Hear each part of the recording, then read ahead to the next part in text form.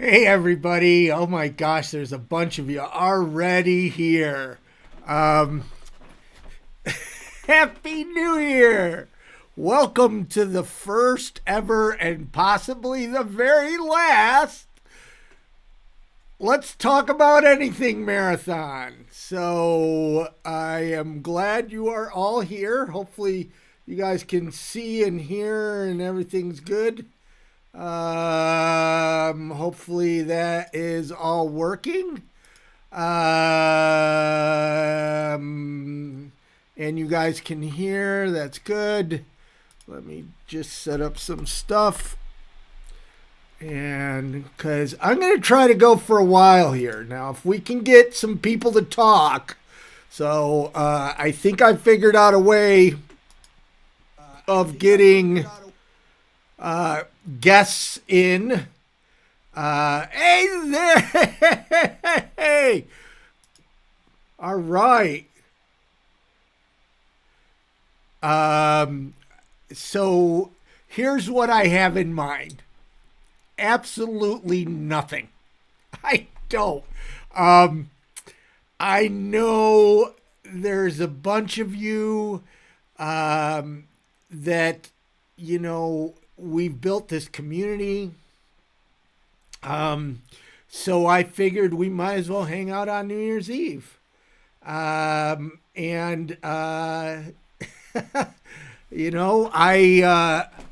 it's 8 o'clock Eastern. So New Year's isn't for 4 hours. If we're going to do this thing, that means I need some co-hosts. And already my glasses are getting funky. And I think I figured out, for those of you that have been around a little bit, I tried to get Cosmia,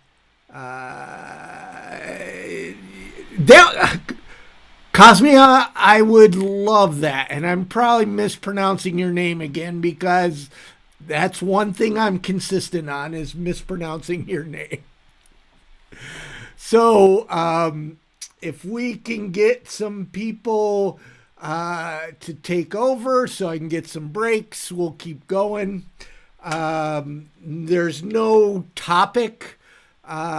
Figured we'd just hang out. And again, I don't know how long. A little bit about my past. I was 17 years old, and I passed out New Year's Eve in a snowbank. And the state police brought me here, Mom's house, right over there, that door. And it was probably around 11, right? I didn't even make it to midnight, right? I'm 17, passed out, drunk in a snowbank. So now I've got 24 years sober. I have no idea what to do as far as topics. I think I have the tech stuff around the sun. Derek just said the sun just went down in Oakland. That should be a country song, but I saw somebody, it was Jack from Twitter. He here, let me share this a couple places. Is the audio good? Are you guys, the pictures look good? Hey Michael, awesome. Vicky's in the house. Hey Vicky. Hey, Vicky, do you have Wi-Fi? Are you on a laptop or are you on your phone?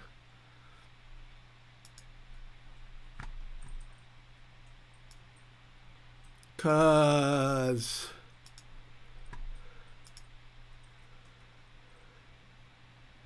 audio's good. Cool. Because I can't really tell.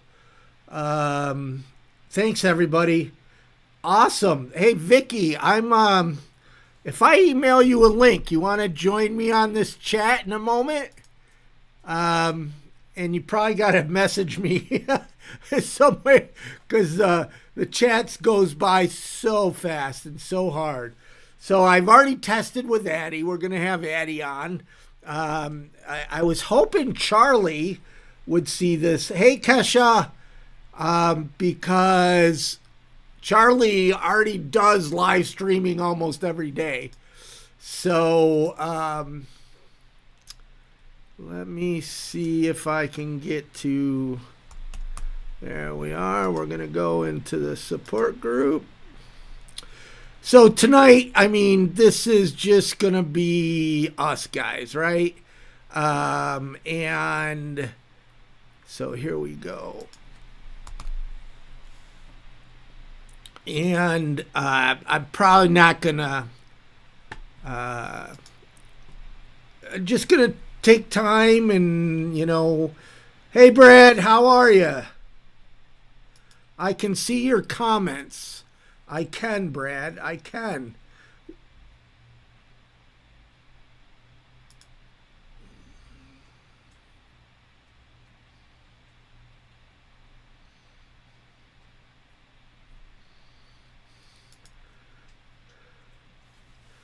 Okay, Brad, your wish has been granted. You are a moderator, but take lessons from Cosmia and Derek and Addie, because I really believe in open communication, and a lot of times somebody will say something negative about me, and I want that to be left. That's how we grow. I don't want to be surrounded by yes men and yes women and yes people just telling me what I want to hear. Maybe somebody's going to share something, even though you guys might think it's negative, it might be something that I need to hear and need to learn. Of course, any racism, personal attacks, those immediately removed. But just because somebody says something bad about me or invisible people or my mom's dog, for that matter, I'm cool with that. I really am. I really want open communication. So the point is that let's respect each other. Let's listen to each other's points of view, and let's talk. And oh my gosh, I think difference of opinion is what makes this world so amazing. And it's how we grow and learn and everything. So.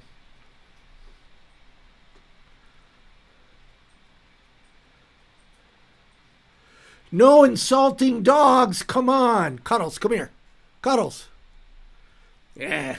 She went and spent an hour on mom's lap today. She's all super spoiled. Hey, baby. You want to come here? Cuddles, you want to come here? We got time. It's Cuddles time. Come here. Come here. No, she's not gonna. It's funny because uh-oh, what's going on here?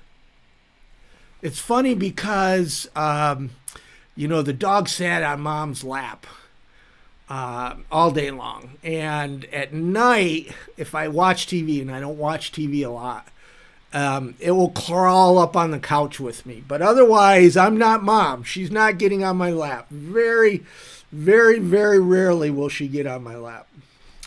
Hey, dude with a laptop. How are you? How are you? Okay, now did Vicky respond to me? I'm going to see. Let me see. So I might disappear a little bit when I'm trying to do something unique and cool. Let me see if I can make this happen. I still haven't learned everything. So we'll start off the bath with this. Vicky, if you're watching, I am going to message you via Facebook. Click on the link and see if it works. Oops, why didn't that work? Okay. Click on that link. I can also do it Twitter if you like. We'll figure it out. So don't expect this show, don't expect any of the Invisible People live streams to be produced This is just us hanging out, being groovy. So Vicky, I have, what am I doing? I don't know what I'm doing.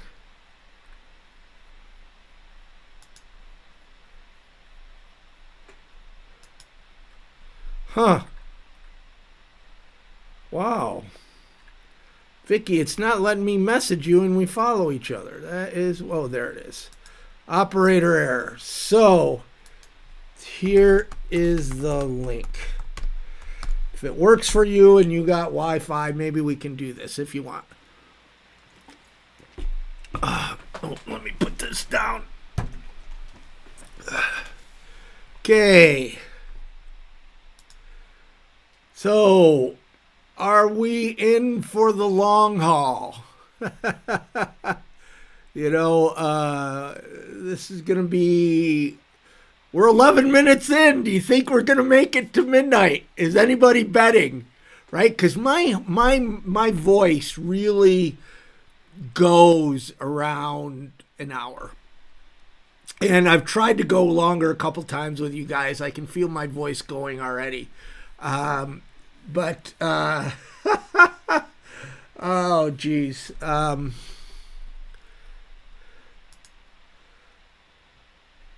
Let's see. Now, is Vicky wanting to do this? I will get a notice.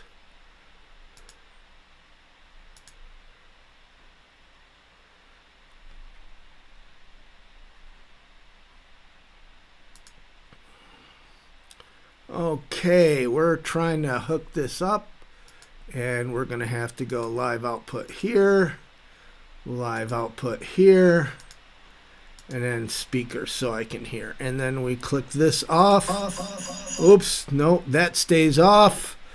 And okay, cool.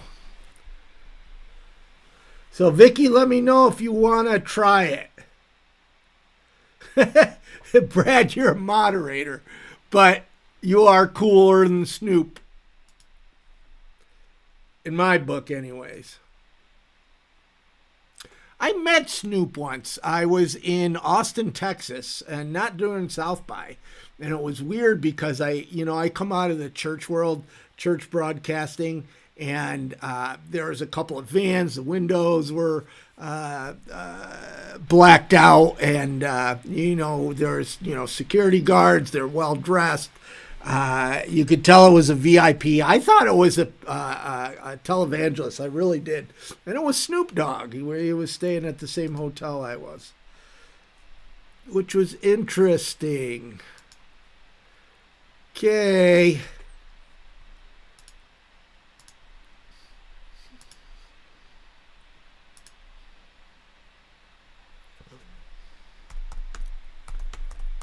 Oop, Vicky is now available. Hold on. We might have our first test of the night. Is it going to work?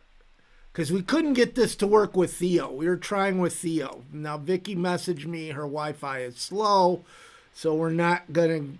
It doesn't look like it's working with Vicky. Too bad, because Vicky is one of Invisible People's writers. She was writing as a homeless person, and now she's in housing. So I was really hoping Vicky could join us, but it doesn't look like it's going to work. So we'll give it a little bit on her end and hang out and see. So, I got this idea of doing these live shows and, having homeless people call in. If you remember, Addie called in when she was homeless. We did it a little different. And then, you know what? I should fire. And then Charlie called in, and Manda called in. While they were still homeless, and that was a long time ago, but I used Skype, so I'm trying to do something a little different these days. Hey, so it doesn't look like it's going to work, Vicky. I'm sorry. Thanks for trying. Thanks for trying. Okay, where were we?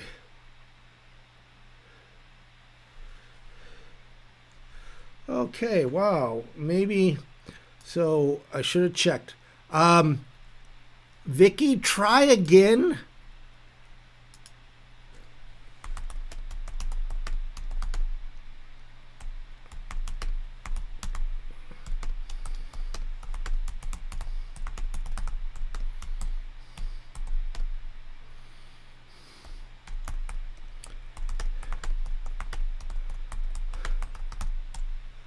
Okay.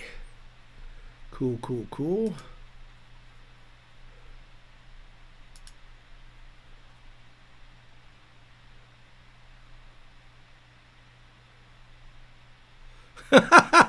Okay. So somebody is watching this on Roku, and that means it is there. Oh, Vicky's back. Let's try again. Add Vicky. Let's try this first. So it says she's waiting to join. We'll wait for a bit. So, uh-oh, I hear something. Oh, that's Vicky. Can you hear me, Vicky?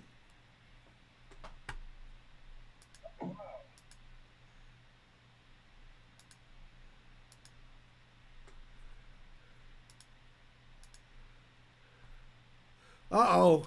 It just dropped on you. Oh my gosh, we almost got Vicky.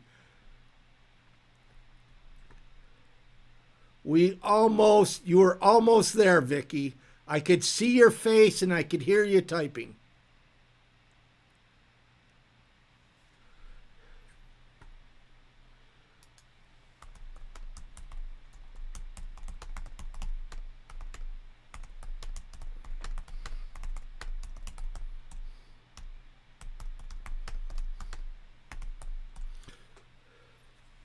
So, somebody from our online support group, Councilman Gunther, is watching on a Roku, which means it's probably on a big box.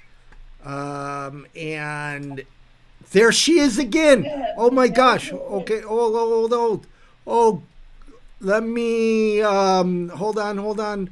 Oh, Oh,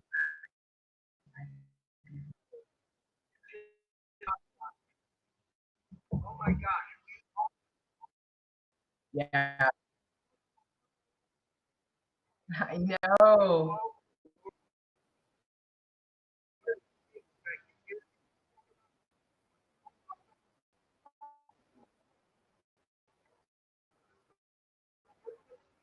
I can kind of hear you. It's bumping around a little, but I'm in my apartment.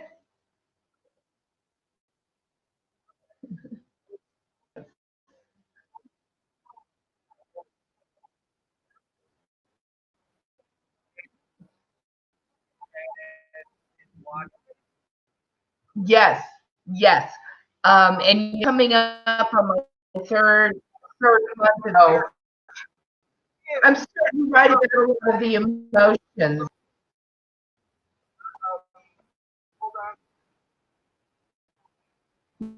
No,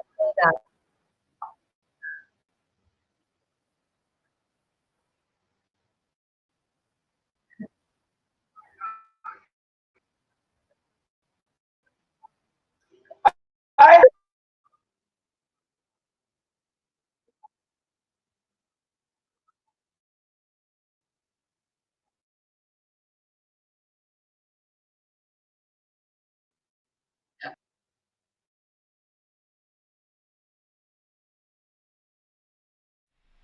hey. So how was that? How was that for an inaugural test? Oh my gosh. This is so cool. So Oh my gosh. Oh my gosh. Um, so amazing.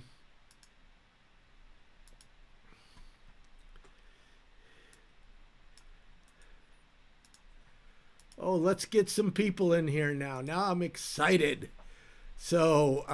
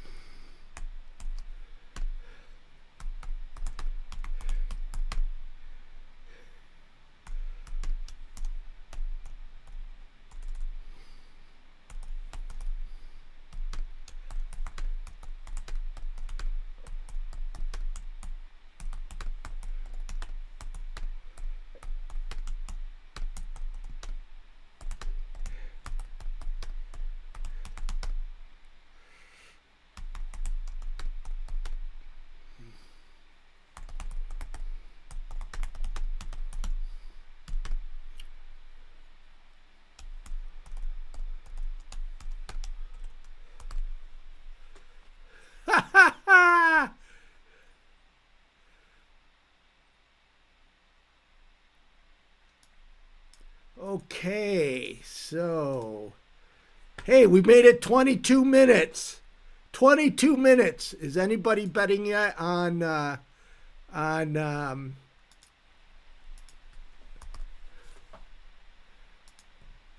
if we're going to make it to midnight?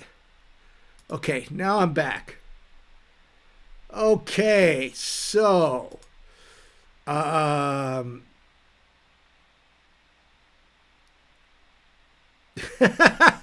Rico, I'm a drummer. I don't type, I pound. Oh my gosh. Um it really got me excited because did you see Vicky's smile? Oh my God, that is the smile of a homeless person in housing. Oh wow, that was so, so great. Anyways, Councilman Gunther wanted to know what my family thinks about invisible people and what I do. Well, my mom doesn't understand it. Oh, Victoria, we will. Let's do. Yeah, hold on for a second. I will message you the link on Facebook. That's awesome. And so let me answer Gunther's question here. My mom, I don't think she totally understands it, but she does believe or know the foundation. You're helping people. And my dad, he doesn't understand it, but I don't think he understands it at all. He just doesn't have any interest. So I know my dad on my dad's side, and it's not against him. This is, parents. They want you to have health care and a job, right? So I got a job. It just doesn't pay. It's a lot of work, but it doesn't pay. Next time, if I get a chance to do it over again.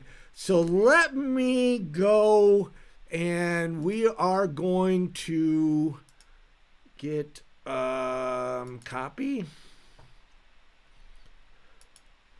And Victoria, I am going to put it through on Facebook.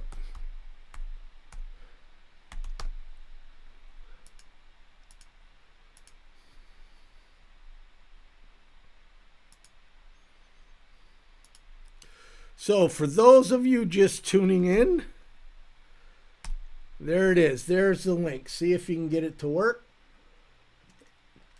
We are doing a live stream for, it's really interesting to me that, we started doing, she's already on. Hold on. This is great because if I can get guests, then I can shut up. It'll be good. The more I shut up, the better the show will be, right? So, okay, let's see.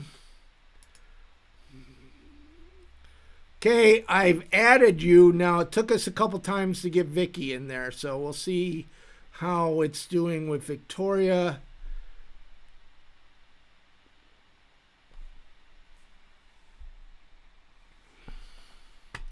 Hopefully it'll let you get in there relatively quick. I think the audio and the video, so, this has been kind of a progress or a process, I guess you'd say. We weren't able to do it right away. When we tried with Addie and Derek, it took me a couple times, finally got it to work. And we'll get Addie and Derek on again. Derek, if you remember, if you're listening, it didn't work with your iPad. It was only your phone for some reason. Okay, Victoria, where are you? Where are you? Where are you?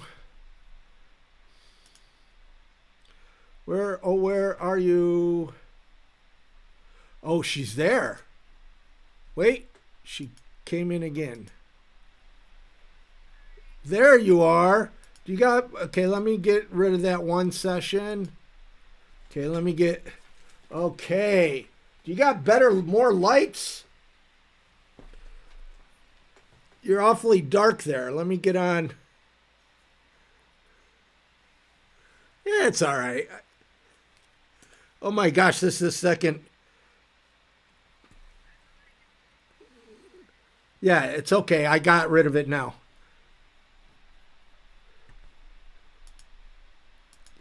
Oh, you gotta, I don't know if you have headphones or how you're doing it. There you go. Oh, no, that's great. Oh, this is great. No, you're there. So, Hi. I was formerly homeless for like 5 years. I was going from shelter to shelter, and I was really happy to run into Mark's YouTube channel. And I actually joined the online homeless support group, and I posted a video on there on January 1st, actually. What was it, like 2 years ago?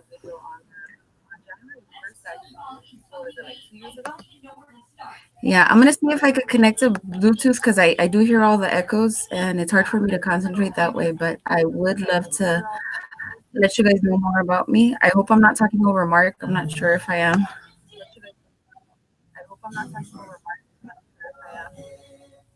Let's see.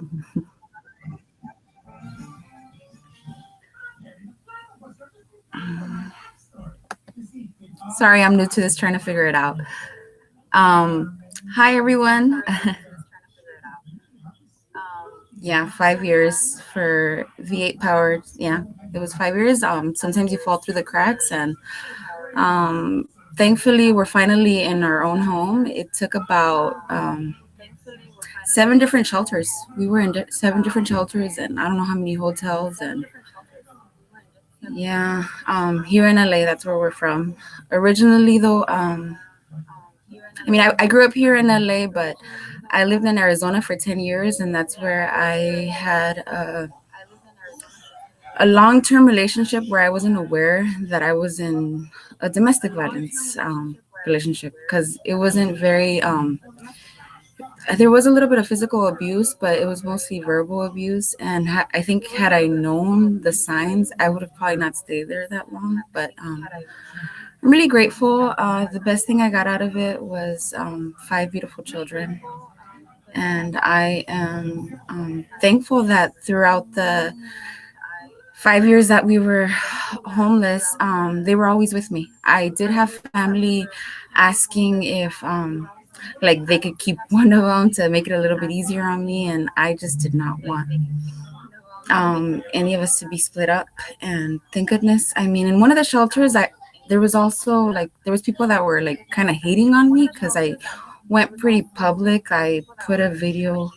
Well, I had a video that I did helping raise funds for the Union Rescue Mission, but there became a lot of hatred. And at one point, people at the shelter that worked there and people that lived there were actually calling DCFS on me, which is Child Protective Services in other states. That's what it's called, I think. And they were trying to get my kids taken away because I struggle with organization. But I think you can imagine the struggle if you have Now 6 kids.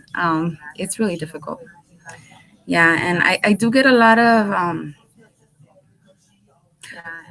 I do get a lot of criticism, and I know that it's actually I'm usually very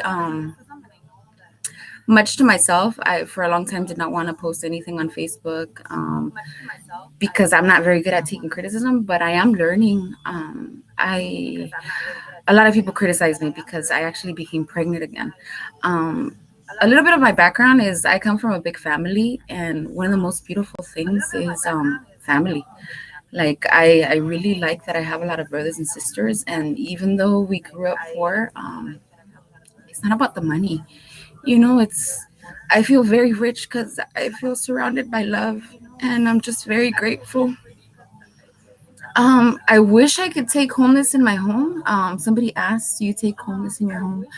Um, Unfortunately, I do have this house thanks to Section 8, and there is certain rules. Like I can't even have like I have friends that still stay in the shelters, and I wish I could bring them with me, but like when you have Section 8, you can't just have anybody move in. You have to ask the landlord. Hey, Mark, I see you on there now. How Yeah, are yeah, you? yeah, yeah, yeah. I'm talking, So talking, talking. Huh? Sorry. no, no, you're fine. That's just what I wanted, somebody to come in and talk, and you're talking your heart, you're getting emotional.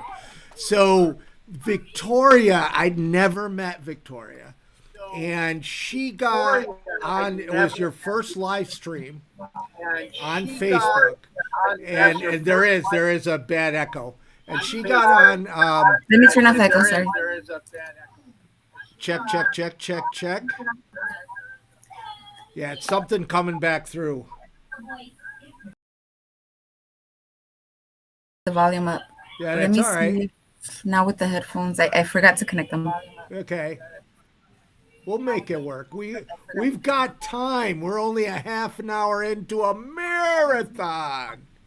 So Victoria was what we call, or I call, being rolled up.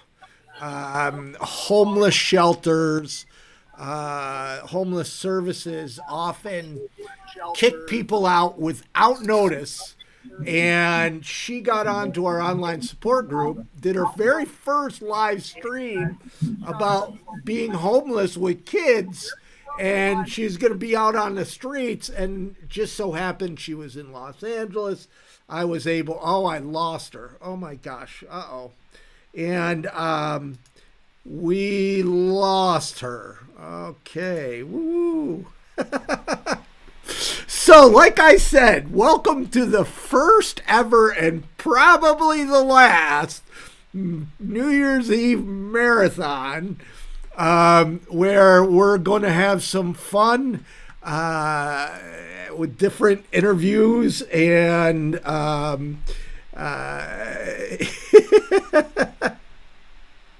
yeah, if she comes back, we'll get her on. And let's see. Oh, she's back. Echo. Hi. Sorry, I was trying to figure out how to fix the echo, and I accidentally closed one of the windows, the main one. I know it's important. That's okay. Now, turn off the speakers. Are you on a laptop? Yeah, Turn but I off. can't hear you. I'm trying to figure out how to hear you. I haven't been able to connect to Bluetooth at all. Okay, got it, got it. So we'll just wing it a little bit, um, and so Victoria got on and live stream crying, broke my heart, and we were able to connect her to homeless services local in Los Angeles. It was luck, or God, or whatever you want to call it, and she had some good experiences and some bad experiences. But I Yeah. can't imagine being. I mean, I can imagine being homeless myself, but I can't imagine being homeless with kids. That's gotta be tough. It really is. It is. But it's also what gave me strength. You know, sadly, like sometimes when you're connected to the family solution centers and they're supposed to work on helping you with mental health, and sadly, a lot of what I had to be doing was calling different shelters because they were just pressuring me to find a place. And also something that I don't think you know about me, Mark, but you probably hear my English. It sounds so because I probably have a little bit of an accent, but I was actually brought to the US when I was a kid. I was just 1 year old. Wow. Yeah, so I was not able to get a job. I couldn't go to school. And I felt very stuck.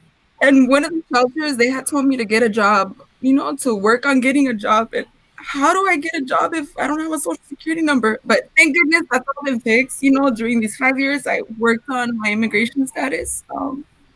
I'm so sorry. I should get a picture. No, you're fine. You're fine. Happy New Year. Thank you. Thank you. It truly is. Like this year, it it's been one of the best years. 2019. We started it off living in a shelter, but on August 3rd is when we finally moved into our 5-bedroom home. Yeah. Yeah. And you were in Skid Row. I mean, you Yeah. were homeless in Skid Row with kids. I do wanna be fair to say, because I was on Skid Row, but I was blessed to be inside of a shelter. Because there is a difference, like having a tent. And I became friends with a lot of the people, like a lot of the people that had their tents outside. Whenever they see me passing by with my kids, like if some of them were doing drugs, they'd yell out, "Kids!" Like I felt like a sense of community with them because I felt like I felt their pain and they felt mine. Right. And one of the saddest things, I don't know if I should share this. I don't know how it'll make me seem, but we were on Skid Row for a very long time. Yeah. When you get there, you realize there's a smell.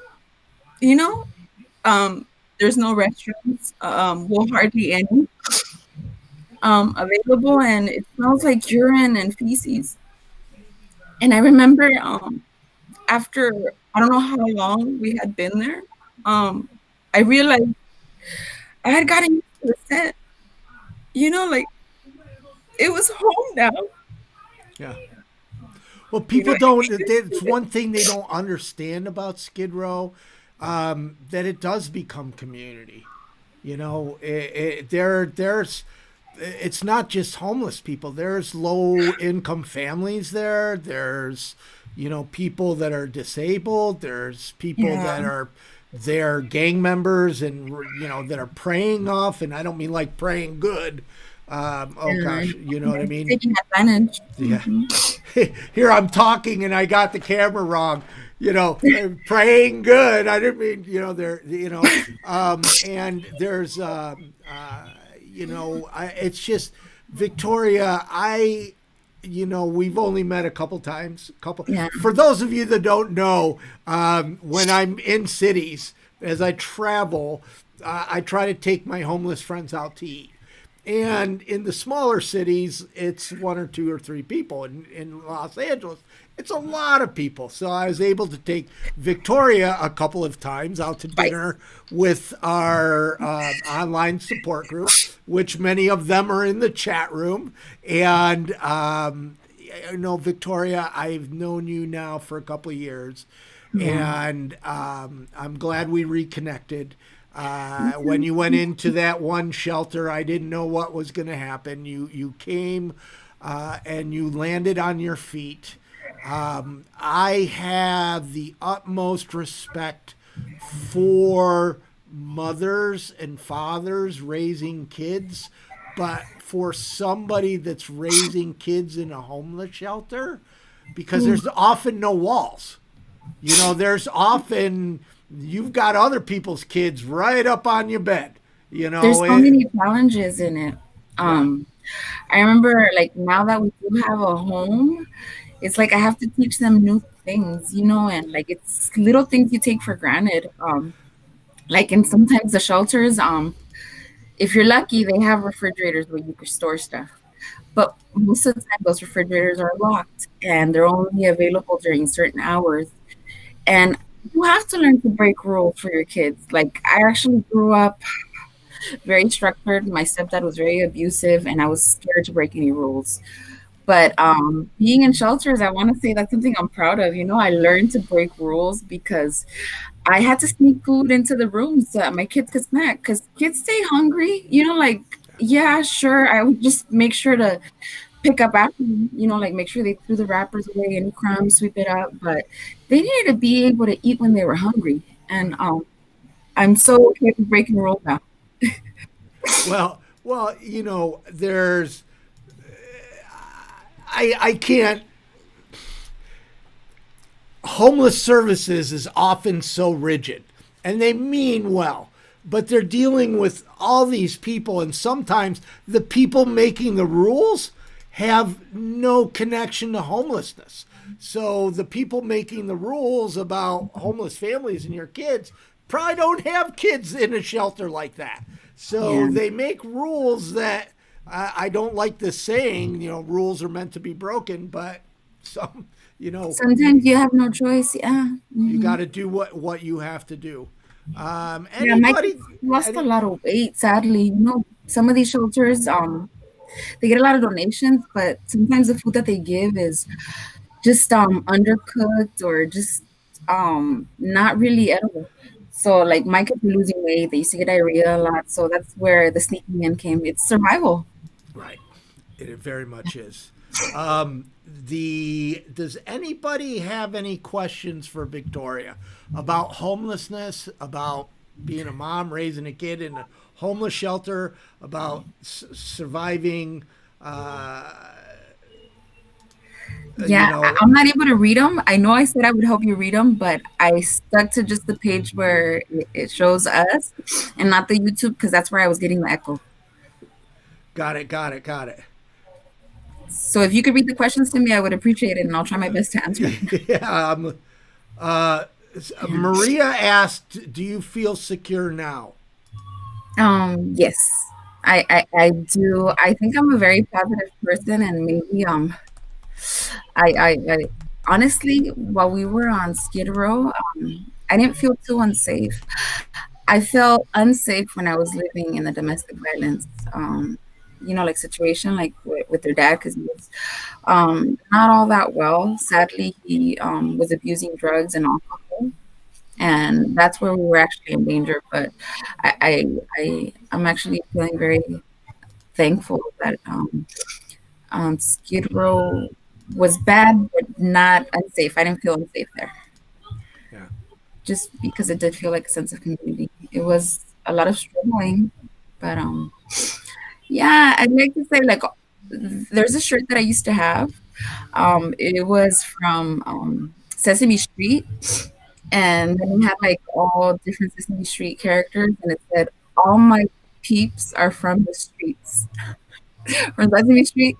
I liked it, but like yeah, like I get along so well like with others. Like I feel like there needs to be empathy.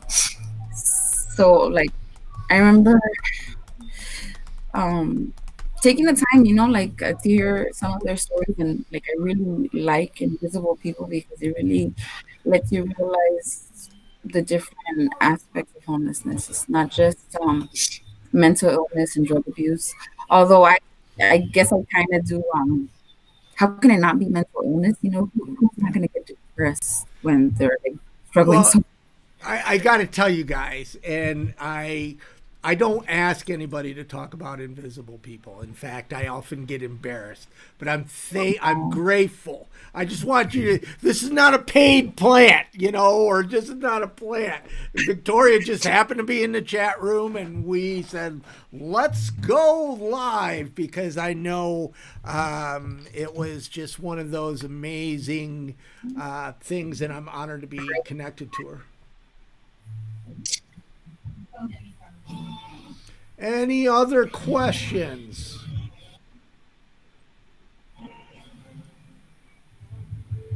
Any other questions? Oh my gosh. It's kind of weird because I got like 3 or 4 screens here trying to manage it, but it's actually Derek and Addie. It's working. It's working. That's good. That's good.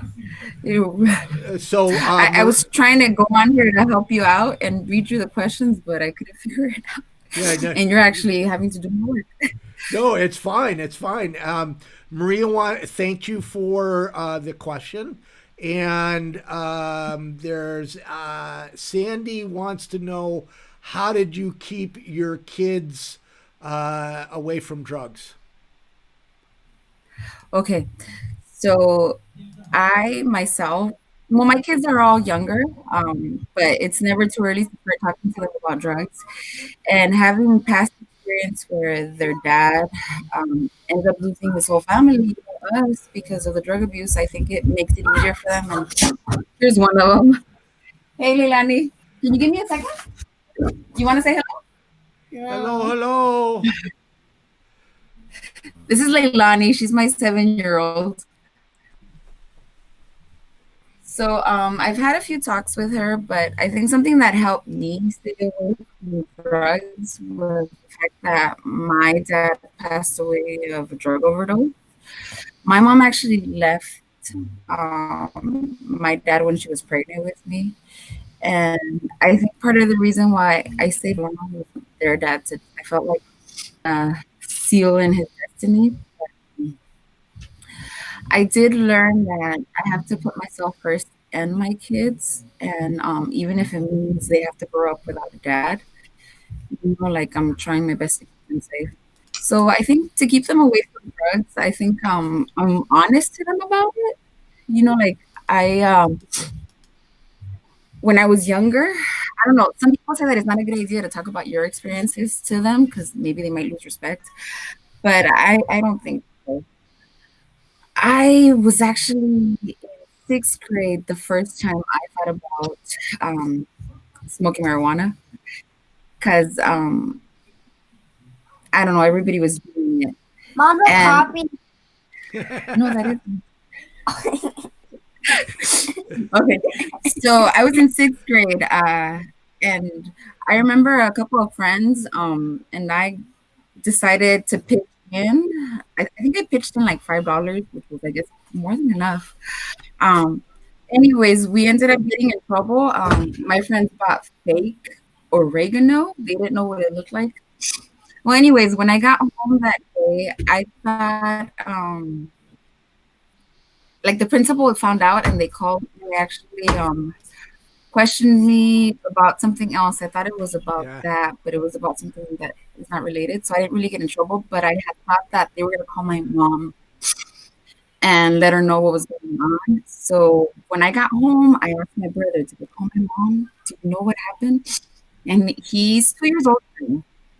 So he had actually already told me, and I didn't know about this, but he told me to never try to buy drugs from anyone, and that if I really wanted to smoke marijuana, he would give it to me. And then, oh my gosh, I ended up smoking marijuana thanks to my brother. But the beauty of it is this: my brother told me, I don't want you to ever, ever try any other drugs, because if you try any other drug, from the first time you try it, you're probably gonna be, and you don't know what other people will put in the drugs, and then you could actually have a drug overdose. So he really scared me, and I've never done anything else besides weed. And like I think marijuana is medicinal. I think it helps, but I don't know what other people's views are on it. I'm So sure everybody has different views. Some will agree and some won't. we Um, we but have for my kids, I've told them that when they're older, like it is legal here in California. I mean, that's a decision they can make, but they cannot make it right now that their brain is developing. Like, yeah. So that's basically. Sorry, I don't know if I got too. yeah, I know you like to talk, which is great. I want people to talk, so I don't have to. You're awesome. But we have 2 other questions. Other people are asking questions. Mama's Okay. hand asked about how your challenges of keeping them in school, and then Cosmia from our online support group, which we will have on shortly, asked what was the first thing the kids did when they went to their room in their new home. Okay, so I'll start with the first question. It was a big challenge because keeping them in school, I think they went to so many different schools. Now that I know, I think I would have done it differently. Well, no, I couldn't have done it differently. Because I have friends in shelter, like in the last shelter that I was at, they homeschooled their kids, and they were actually pretty bright. But for this is what I did. But for me, it was a big challenge. Yeah, it was like they had to move to so many different schools. But what I try to tell my kids was, you guys want to know the best thing about being new at a school? Everybody wants to know who you are. You're gonna make so many good friends. So it was always nice. When they were new, because enough, everybody wanted to know who they were, and they didn't have a hard time making friends. I think that was helpful, but And it definitely slows them down. It makes it difficult for them to have good grades, and just like getting them to school on time was also a challenge because in one of the shelters, um, the showers, the water is very hot, and my kids did not like to take showers there. And I have to take them to my sister's house. My sister had let me stay at her house, but then her landlord was going to evict her if we continue to stay there. So I did have to go to shelter, but she'd let us go over and shower at her house. But it was a bit of a bus ride, and I would take them. So sometimes I would take them to like the refresh spot on Skid Row where the showers are a little bit. You're able to fix the temperature. Yeah. hold on, I don't know. one second. Hold on 1 second. As I'm monitoring the chat, tiny homes, luxury living lifestyle. If you're going to be homeless in 90 days, start now connecting to homeless services. If I remember, you're in Watkins Glen. There's not a lot of support, rural, but you got it. A lot of people wait until they're homeless. There's things like rapid rehousing now, and there's ways that there's the industry, and it is an industry, is focusing on prevention. So one of the things as a case manager that used to really, I would run into a homeless person, somebody newly homeless, and I was like, why didn't you tell me before you were evicted? So if you believe, or anybody else in this chat, this live stream, if you believe you're going to be homeless for whatever reason, connect to homeless services now. Do not wait. Please, please, please. We want to keep you in housing. It's easier to keep you in housing than to get you off the streets back into housing. Okay, now we're going to go back to Victoria. And what did your kids do? Tell me about, you got a new house. You're coming from the shelter, and now you're bringing in kids, because how long, they didn't have their own rooms for what, a couple years? Yeah. You know what? Actually, I don't think they ever had their own room, except for my oldest son and my oldest daughter. But yeah, I can't remember exactly what they did. I'm sure they were excited, but I can remember my youngest one. She just kept running back and forth across the living room. She was so happy. She was seeing our home. And I remember prior to us moving in here, we had talked about like how we would decorate the home, how they would decorate their rooms. So part of helping with depression while you're going through a lot was imagining things. Like sometimes you're able to get to become happy just by imagining how it will be. So I remember months prior to actually moving in, I remember having talks with them and telling them, like, can you imagine how it'll be when we finally have our home? When you could go into the fridge and get your own stuff, and just having to not wait for the restroom to be unlocked, because sometimes the restrooms are locked in shelters, and it's a lot of struggles. There's a lot of things that you take for granted. And I think it's definitely been a blessing in disguise, because now that we have our own place, it's it's like you appreciate the little stuff, so it doesn't take very much for us to be Yeah. happy. Yeah. Well, I totally know. You're what am I doing here? So Victoria, thank you so much for joining us. Your Wi-Fi and we did it for a while with the echo and stuff, but it's starting to cut in and out. And Okay. I thank you for joining us for the first ever and the very last marathon of invisible people. Or what are we doing here? What are we doing? No. I think we'll practice more, and then for next year we'll be pros, and we'll do it again. We got it. We'll be pros. Well, thank you very much for everything. You're awesome. Okay, folks. So that was Victoria. We first had Vicky. We're on the V's. So we first had Vicky, and now this is really crazy. Trying to do the switching and reading and everything. So I'm hoping Cosmia, and she can get on and tell me how bad I am butchering her name. Or let's see, where are we? Uh-oh.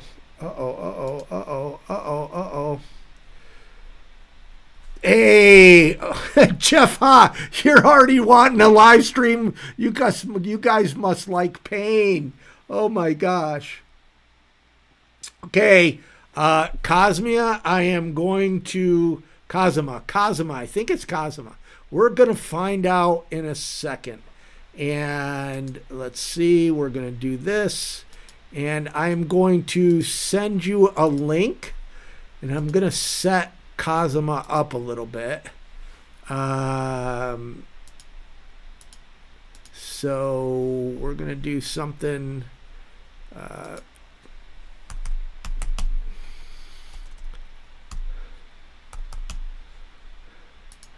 Kazuma Ray. Okay, if you check your Facebook messages, there is a link. So we are at the 1 hour mark. Who is betting? Has anybody bet that we're going to make it for another 3 hours? My voice is already starting to go. So you guys having a good time? It's just us hanging out, talking to homeless and formerly homeless people. So toggle the timestamp, but it doesn't. I've never been able to figure out where to slow it. So that has already been. And I see. I see a couple people have donated. Oh my gosh, thank you so very much. Thank you very much. This is I think we started at a little over 800. Uh-oh. Mama says we're buffering. I hope not. Yeah. Okay, it should be back. Yeah. That's one of the things that I did wrong when I was, if you guys realize, I was trying to do Meet the Moderators, which we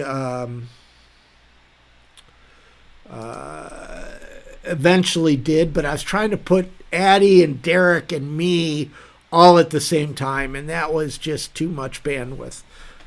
So that didn't work out. So Kazuma, and you can scream at me for mispronouncing your name. Check your, you already there. So, and there you are. Okay, let's get you in here. She did it twice. Okay, let me get you. There you are. Oh my gosh. And you got an echo too. Oh, not so bad. Let me get you into the, okay, everybody. And am I saying your name right? You can correct me in the show. How's that? Let me. Where are you? There you are. There you are. Oh, there we go. Hey! Hello. Hey! Haircut a long time ago. I just haven't seen you in a bit. It's been like a year. It's been a year, right? The last time, a little inside baseball here, the last time we went out to dinner, they have to kick the headlights of their car. Wasn't that it?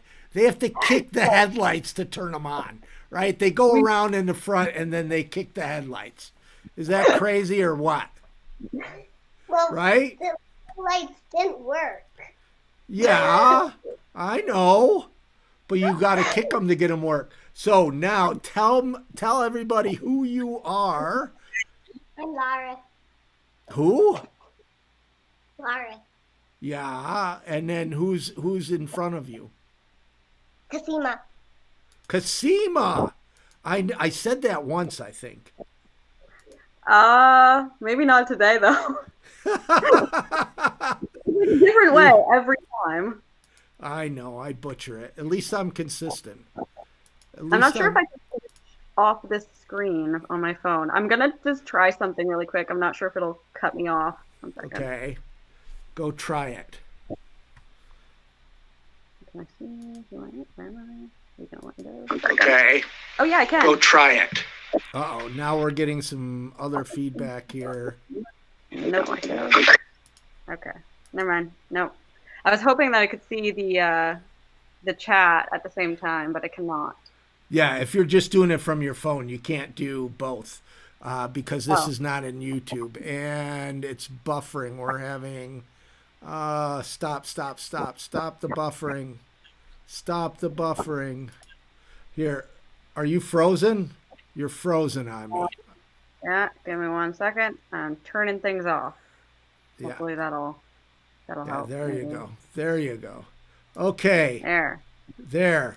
Now we're a little delayed in the video and the audio, but yeah, so hi. She doesn't know what to say. I never know what to say. Butthead. All right, so this monkey. Happy New Year's. Yes, Happy New Year's to everybody. You want to show them your cool shirt? You just got that shirt. Oh, where'd you go? There you are. You have the best moms ever. Yes, so my wife is upstairs putting the baby to bed. They're very fussy. I can't hear anything or see anything. So if anybody has something to say, I don't know how to get that. Quite a few times before that. I was in her tummy.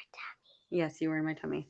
And then Got Echo? I did get Echo, yes. So he's in his crate right now, though.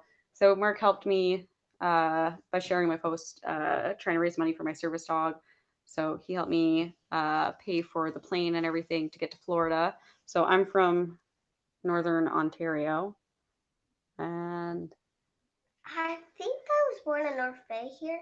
yes, you were born here. And then we moved to Ottawa. Yeah, we moved all over. We've moved so many times. You know, I moved to like 12 times when I was pregnant with you. Yeah, I was everywhere. Yeah, and so I had Lara in the shelter. Where am I? Holy crap, this is hard to do. And then we got our first place when you were like a month or two old. And I started university. We got really busy for a while. You're silly. What are you doing?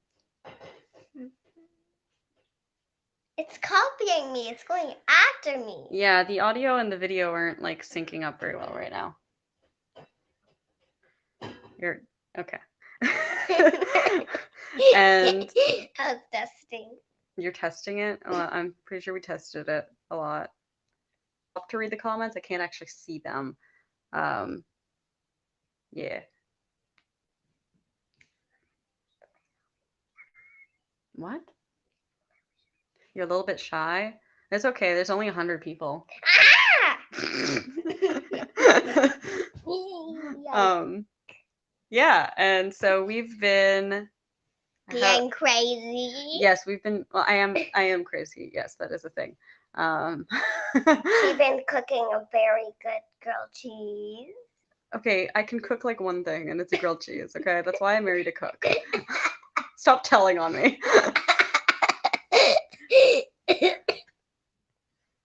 I was laughing while I was coughing. Okay, you're a butthead. I could see myself there and there. Okay, well, I don't even know if this chat is working right now. I can't actually see the YouTube channel. This is poorly planned on my part. But Well, if they do, it's embarrassing for you. any chance you'd want to click on the YouTube channel because I could see it? I can hear you. Yes. Okay. Funny? Are we doing funny? You're doing funny, funny, funny, funny. So, one of the things that I think is really amazing about your story, when I first met you, it was, I think, Montreal, maybe, and you were homeless at the time. No, maybe not. I don't know. You're just getting out of homelessness. But Yeah. you have like these insane college degrees. I mean, like insane is good. Yeah. So I have a criminology degree now with honors and a couple minors, I think. I don't even know anymore. Oh, you're in both. I'm like trying to. I think I was like one credit short for my Spanish minor, and then I did like my LSATs and everything to go to law school, and then I just didn't go. Right. Well, more so just because a lot of the time to be able to like make your butthead make the money as a lawyer, you'd have to take on a lot of cases that I definitely don't have the impulse control to not say what I'm thinking. Right. And so just I ended up like learning more about dogs, and then when I needed echo, I was like, well, I don't know anything about dog training, and so I went from like starting my law school application. I had everything done, and then I just ended up going and learning about dog training, and so now I'm doing that. And as of like last week, they finally dropped apprentice from my work title, so I'm just a trainer now. It's very fancy. Oh my gosh. So now, because we haven't caught up in a bit, we were texting all the time for the group, but I haven't caught up with your story.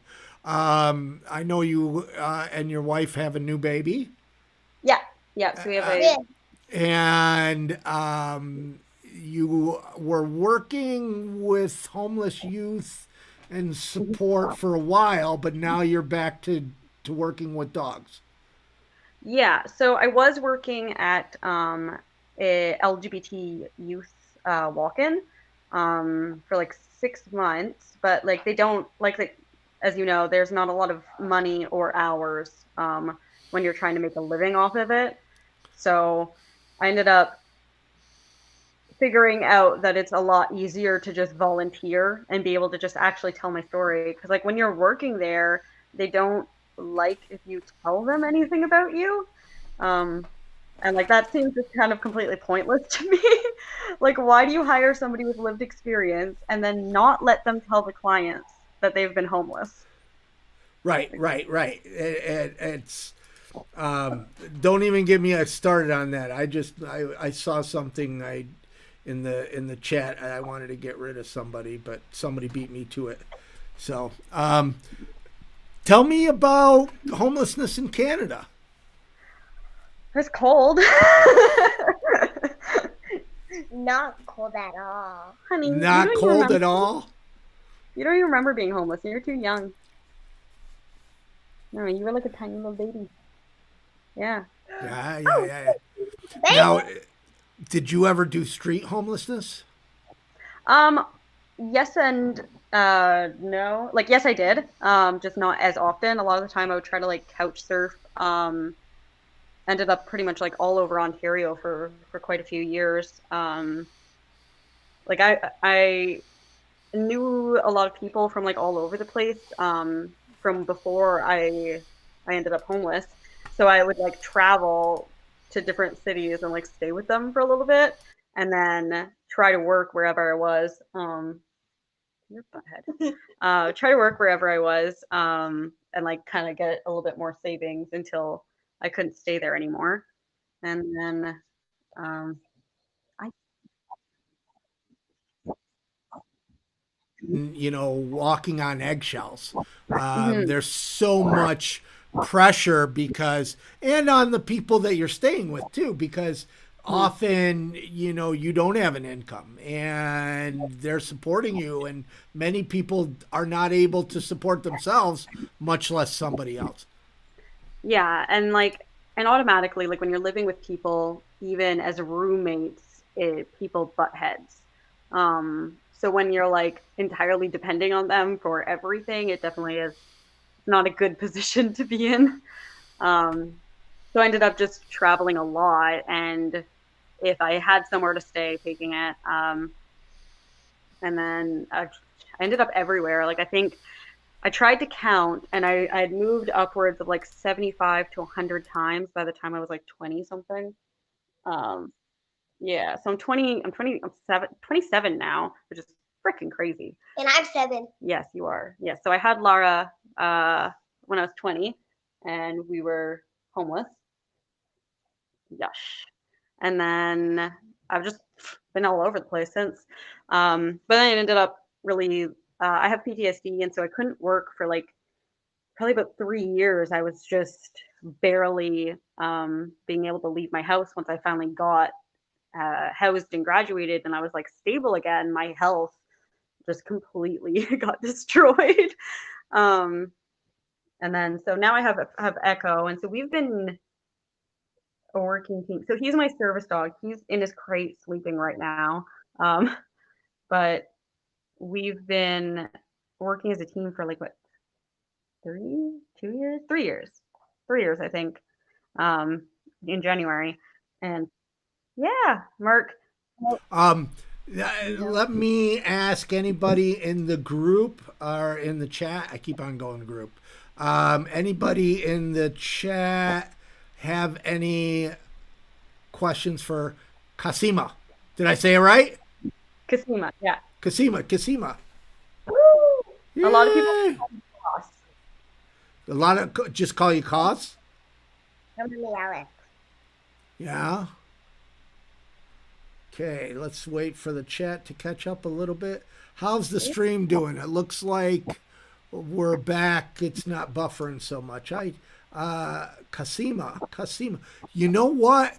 Kesha helped me with that. So if you put a K before it, I will say it right.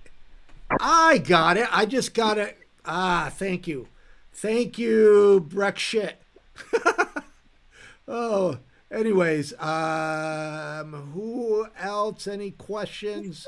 Anybody in the chat? Question: do you know about Venus Project? Where I have no idea what that is. Is that a Canadian homeless question? Uh, what is a? Oh, somebody asked. Taylor wants to know what a support dog is.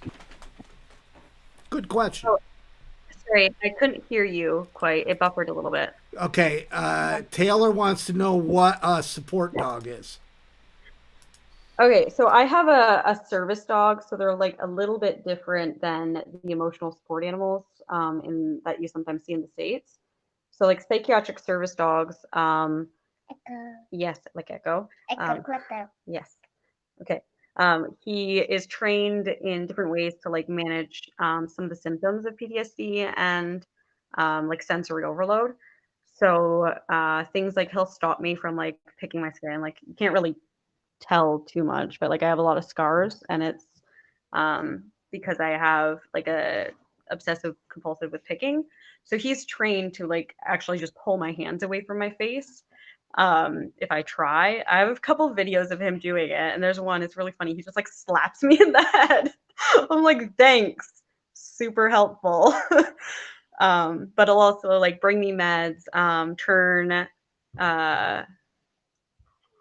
so it opens some. When she drops something like keys, Echo goes and grabs it and gives it to her. Yeah, so like with shaking, like I get really nervous. I'll shake a lot. I'll drop a lot of stuff, and so he'll pick up like anything I drop and hand it right back to me, which is great because otherwise I lose them in random stores trying to leave.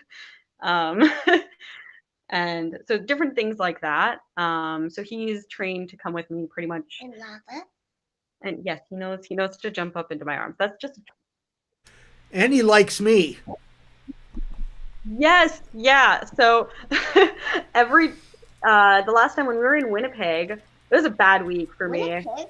Yeah, remember when I went to Winnipeg after you got hurt? Yeah. Oh yeah, I remember. But somebody, Mama's hand, wants to know how hard is it, and she did it probably more delicately than I probably will, because I'm a guy and we step all over these conversations. How hard is it for women to take care of women issues while you're homeless?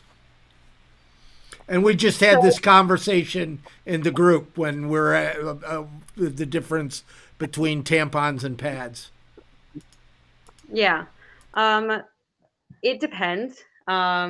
Like you're kind of at this place where like you sacrifice the money or the hygiene usually, unless you get lucky. So it's kind of a touch and go. Honey, no, baby, not right now. No, they don't need to see your doll. They don't want to see your doll. It's fine. I want them to. Yeah. So you kind of definitely end up kind of picking and choosing whatever is the best option at the time. But yeah, I think honestly it's a lot of safety. Like I was lucky in a sense is that like okay. I was lucky in a lot of ways because I was smaller and some people like actually wanted to help because of that. So like I got really lucky on that front, and I like obsessively read all the time. So like I managed to get into university even though I'm a high school dropout. Like I don't have my GED, I have nothing, but I managed to get out of it in that way. And not everyone has that option, like especially with learning disabilities and everything. But like in my case, that was how I got out, was through government funding for schooling. So I took the money that I was supposed to use for books and stuff like that, and I paid for my apartment, and then just tried to find the books at like libraries and stuff like that instead. But yeah, so.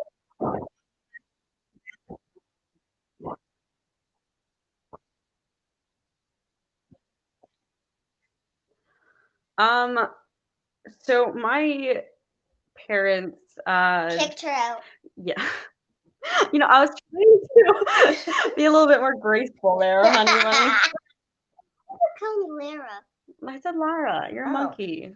Okay, it is definitely past somebody's bedtime, but it is it's not. New Year's Eve. We only go at 7. It's not 7 yet. Yes, but okay.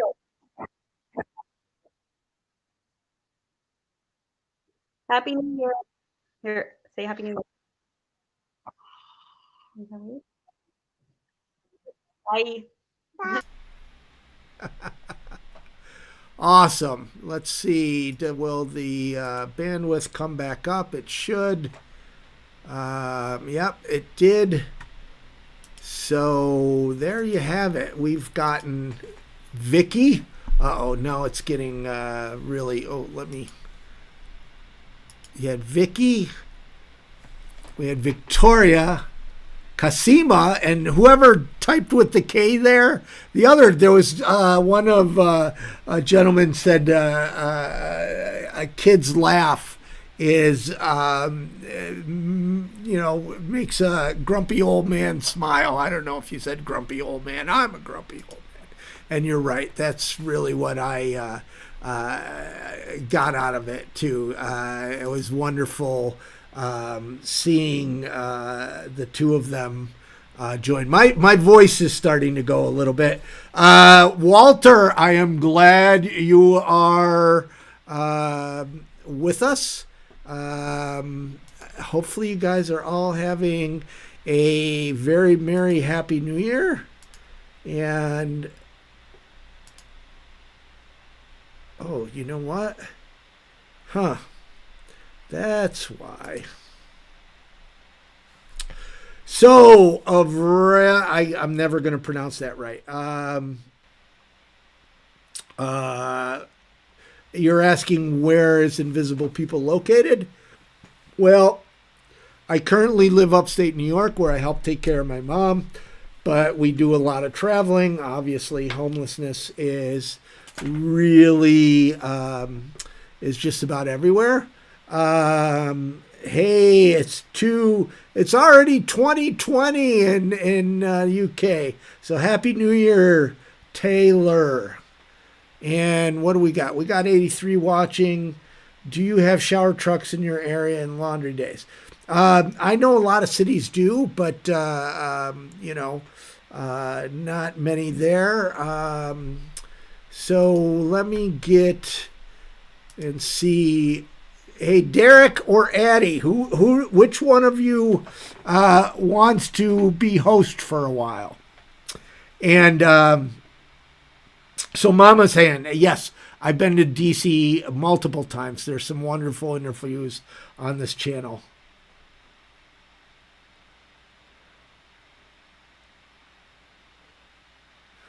Aha, Addie, but I'm losing my voice and need to take a break. And you said you were going to talk, so I'm calling you on it. And you don't have to. Don't worry about it. Yeah, Derek. Okay, good. So I'm going to DM you the link. Oh, what am I doing here? Disconnect. Nope, I didn't. I want to disconnect. Start session. There we go.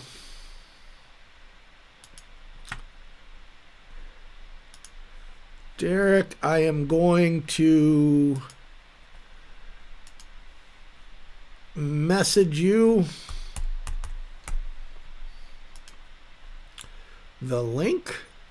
It's funny that I finally got this all to work. And Brad, if you're still there, you just got to be patient. So we'll try to get you on here. We're kind of winging it, but I'm doing a lot. Good thing I'm not chewing gum at the same time. So Derek has, let me see if I can set it up now. Yeah, let me get,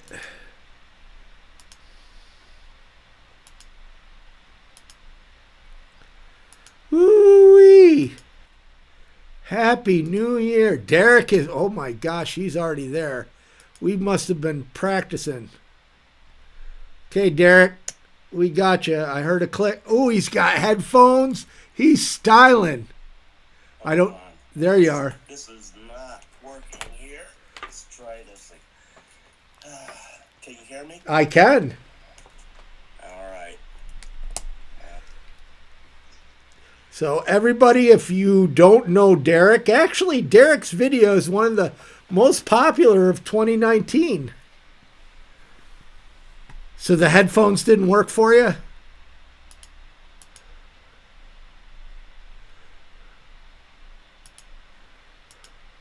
Okay. That's all right.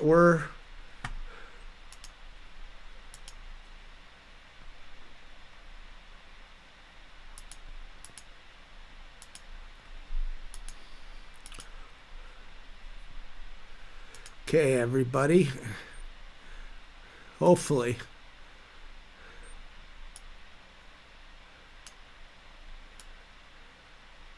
Hopefully.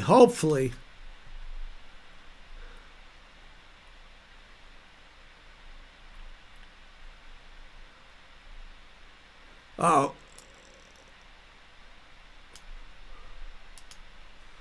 You're frozen video-wise.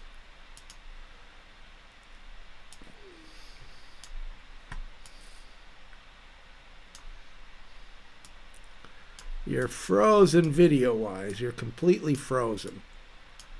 There you are. Hey, hey! Awesome. Okay, you're distorting a little. There we go. I think that works. What do you guys think? That's Derek. Hey, everybody. Say hello to Derek. All right. How's everybody this evening? Good. Oh my gosh, that's awesome. So, Derek, I'm going to give you the show. You got the chat room, and I will just be back in a second. All right. Okay. There you go. Woo! Awesome. Let's see. What do I want to do there? There. And it's Derek's show, everybody. Hey, everybody. Welcome from Oakland, California. Happy New Year.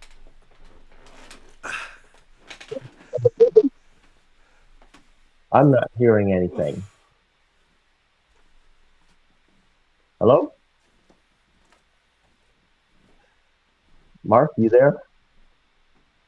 I don't know if anybody can hear me or not, because I'm not hearing anything in what happened here? What happened? Can you hear me, Mark? Something happened here. Oh, no. I can read the comments. Okay. Yeah, I can read comments. Okay, you can hear me. I can't hear Mark. Something happened here. Yeah.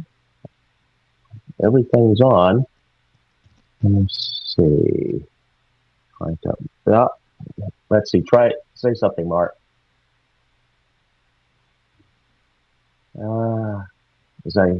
I hear something in the background, but nothing. All right. Well, we'll just go ahead and go. I'll read from my iPad here.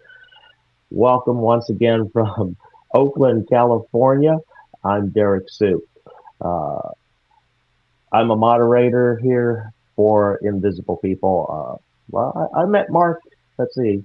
I met Mark back in 2017. I was doing a broadcast of my own back then called The Journey Home. And Mark was sending me some tips every so often, I remember. And once in a while, we started talking on Messenger, and then we just developed a relationship from there. And it's been great having Mark come out, visit us, actually meet the camp back in the day. There's some of you that followed my story. What ended up happening shortly after we had the little incident back in June. Oh, I see I'm back there. Okay, anyway, we had an incident back in June. I ended up going to jail for 5 days, and then when I got out, I had nowhere to go because the judge put an order so that I couldn't go back on back to my old camp. And so I had a friend who I had helped off the street from homelessness back in 2015. He offered me his bedroom while I was going through my court issues. And then at the same time, I was enrolled in a project or in a new program here, a housing program by a local agency called Bay Area Community Services. And they had partnered up with Kaiser Permanente Hospital Systems, which is a very large hospital system out here in the California area. And so Kaiser Permanente believes that housing is a critical part of healthcare. and the health of every individual. So they were partnering with BACS to BACS would be providing the housing, and Kaiser would oversee a lot of the medical issues of the seniors that were coming into this program. So anyway, I was enrolled in the program, and all of a sudden, it just disappeared. The Kaiser had funded the project to BACS. They actually transferred the money to Bay Area Community Services in February. By the end of June, the top of July, I was informed that the program ran out of money, and that was really devastating because all of a sudden the housing that I was assured that I was going into, this is the closest that I've ever come to getting into housing for the 5.5 years that I lived out on the street here in Oakland. And so I didn't have any idea what was going on. I was informed by the director at BACS. She was the director of housing, so she was in charge of all housing for all the people through the BACS system going into housing. But all of a sudden, $100 million, which was funded back in February, was all spent and gone by the end of June, the top of July. So, and when questions were asked, like who was housed, how many were housed, and where are they housed, none of that was being talked about. BACS refused to give him any information. So it's just been a real big issue this whole time. And that's why I'm still not in housing. And here it is. I was supposed to be in housing by the end of July of this year. And here I am going into the new year, still in my friend's apartment, his bedroom that he gave up for a short time. He said, you can just stay in there as long as you need, and he'll just sleep out on the couch, which is awfully generous of him because I'm the one that feels that I should be out there sleeping on the couch, and he has his bed, but he gives me my privacy with the bedroom. So that's worked out really well, and I really appreciate this. And he doesn't have to do this because right now, since all of my legal issues are over with, there's I could actually go back to my old camp down the street, and I'm perfectly welcome. So it could work out that way if something happens. So there's a lot of corruption going on here in Oakland. BACS isn't the only one that is been stealing money for a long time. I've had very few interactions with BACS in the past. A lot of my operations and dealings have been with another organization, which they don't get as much money like BACS, but they're who I call the henchmen of Oakland, and that's Operation Dignity. They're a contracted agency. Originally, they started out helping veterans off the street, homeless veterans, and then because Oakland's homeless situation became worse and worse, City of Oakland contracted with Operation Dignity to take over duties of all of homelessness, getting the information from us, so we're documented in the city systems. And believe me, the city system, which is called shelter care, is nothing to get excited about. It's a horrible system. They guarantee that once you go into the shelter system, even when you leave the shelter, you have all of these services for the next year, year and a half. But the amount of people that even get any kind of service through Oakland or the county is slim and none. And so it's a waste of time, waste of money. It's some paperwork they hand you, and like myself and many others, we just throw it in the garbage. Because number one, that's just more stuff to carry around that is useless and we don't need. So it's just been one thing after another here in Oakland. There's a lot of corruption. I've been really busy we're working with a lot of advocacy groups. Last night I was in a training session on adverse possession, which is a very interesting topic. And adverse possession is otherwise simply known as squatters' rights in most states. And it's been real interesting. We have several cases here in Oakland that's been going on for a number of years. And we, in our organization here, we have actually seized 2 properties, and we have title in. So that's been quite a journey. One property took a little over 5 years, and then the second property took nearly 15 years. So it's not a slow process by any means, and there's a lot of work investigating and looking at everything prior to going in and entering property. There's an actual procedure that we come up with for if you're going to try and locate a property to try out adverse possession. So it's been pretty good. Like I said, we have 2 actual titled properties now. In the past year, we have another individual who has done the adverse possession 10 times, and then she is still in possession of 6 of those 10 properties as of this time. So it does work in the right circumstances, and it can get. The downside to this is that you get criminalized.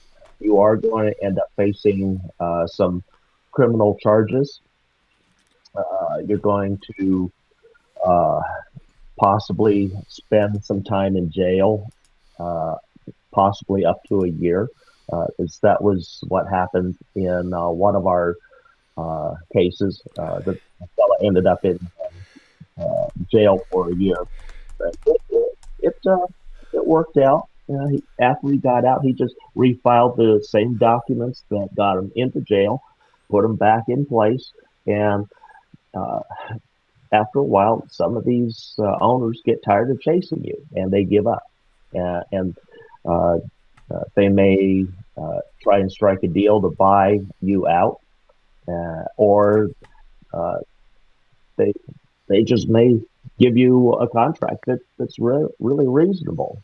So it's been an interesting journey, and every case that we've been working with over the last 5 years, and with me personally, just over the last year, has been a real roller coaster. So you really don't know what is going to happen. And right now, I'm supporting.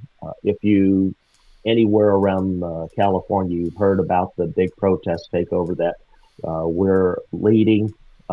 Moms for Housing here in Oakland. We're supporting that the group of moms and the children. And that home was at one time a long-term resident here in Oakland. And unfortunately, what happened during the downturn of the real estate market, she ended up losing the house. The house remained vacant for 2 years. It fell into some disrepair, but not too bad. And so nobody was clean. Well, there was ownership, the bank, but not a person or an entity. So the moms, we knew about the possible sale going through, and we target this home for a specific reason.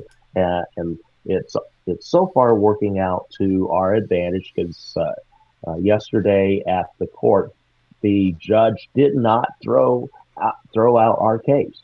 He said that I'm going to allow more evidence to come into the court during the hearing. So the judge actually could have just said, no, we're not going to hear anything, throw everything out. You got to get out in 24 hours. He could have done that, but no, because we have made such a presence here. We filled not only the courtroom, we filled the hallways, and we filled outside the Hayward Courthouse.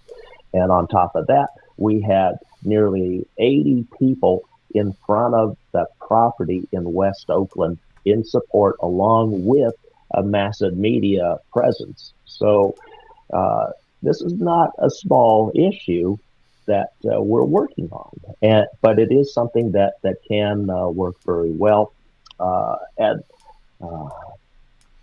But it just has to go in the right direction under the right circumstances, and that's what our training session was about last night. How to take advantage of all the right situations, how to find the information that you need to apply and start investigating the property, whether it's something that you want to throw some time and effort into. So it's really interesting. It's a process, and even though you try and have it as a standard, you just can't nail it down into one thing, because number one, every circumstance is going to be different. Every property owner that comes back may react differently and takes different legal actions. Also, you have possibly sympathetic judges. If you have sympathetic judges, that's a real big benefit. That's what we have currently. We have a sympathetic judge, and the sympathy plays out really well, especially since it also affects the judge in his local area right here. So he knows that whatever decision he's going to make, he's going to see the actual results firsthand. So that's why he's not letting it go right away. He's staying with it. So it's been fun watching this. Also, we learned a lot about our First Amendment rights and how they apply to homelessness, and also street and property evictions. So it's a real interesting thing for folks that want to find this information. I can send it to you in a PDF, and you can look at it. It may not apply to your state, because in some of the paperwork that I have, this is Oakland specific and sometimes just California specific. But when you get to squatters' rights, then that opens up everywhere. The codes may be slightly different, but they're still going to be there. But what still maintains is First Amendment, Fourth Amendment, Eighth Amendment, and 14th Amendments.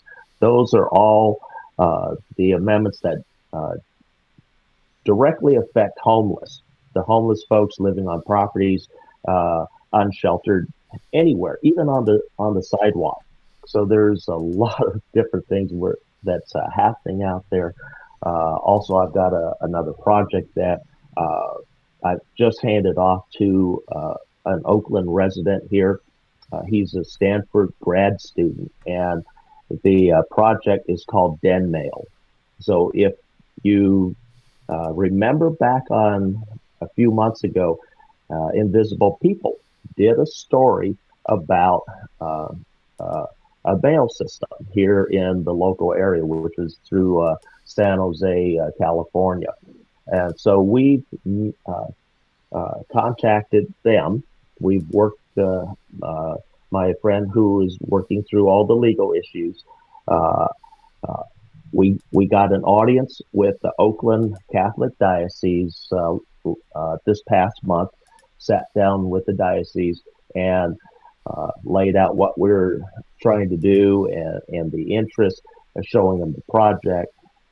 So there was a tremendous amount of interest, and so we're moving it around into the next round of negotiations, and trying to now, once we get everything hashed out into what churches we may use throughout Oakland and the region, and how we're going to man those people and distribute. So there's a lot of elements that we're still working on, but we're still hoping for an early summer to midsummer rollout on this.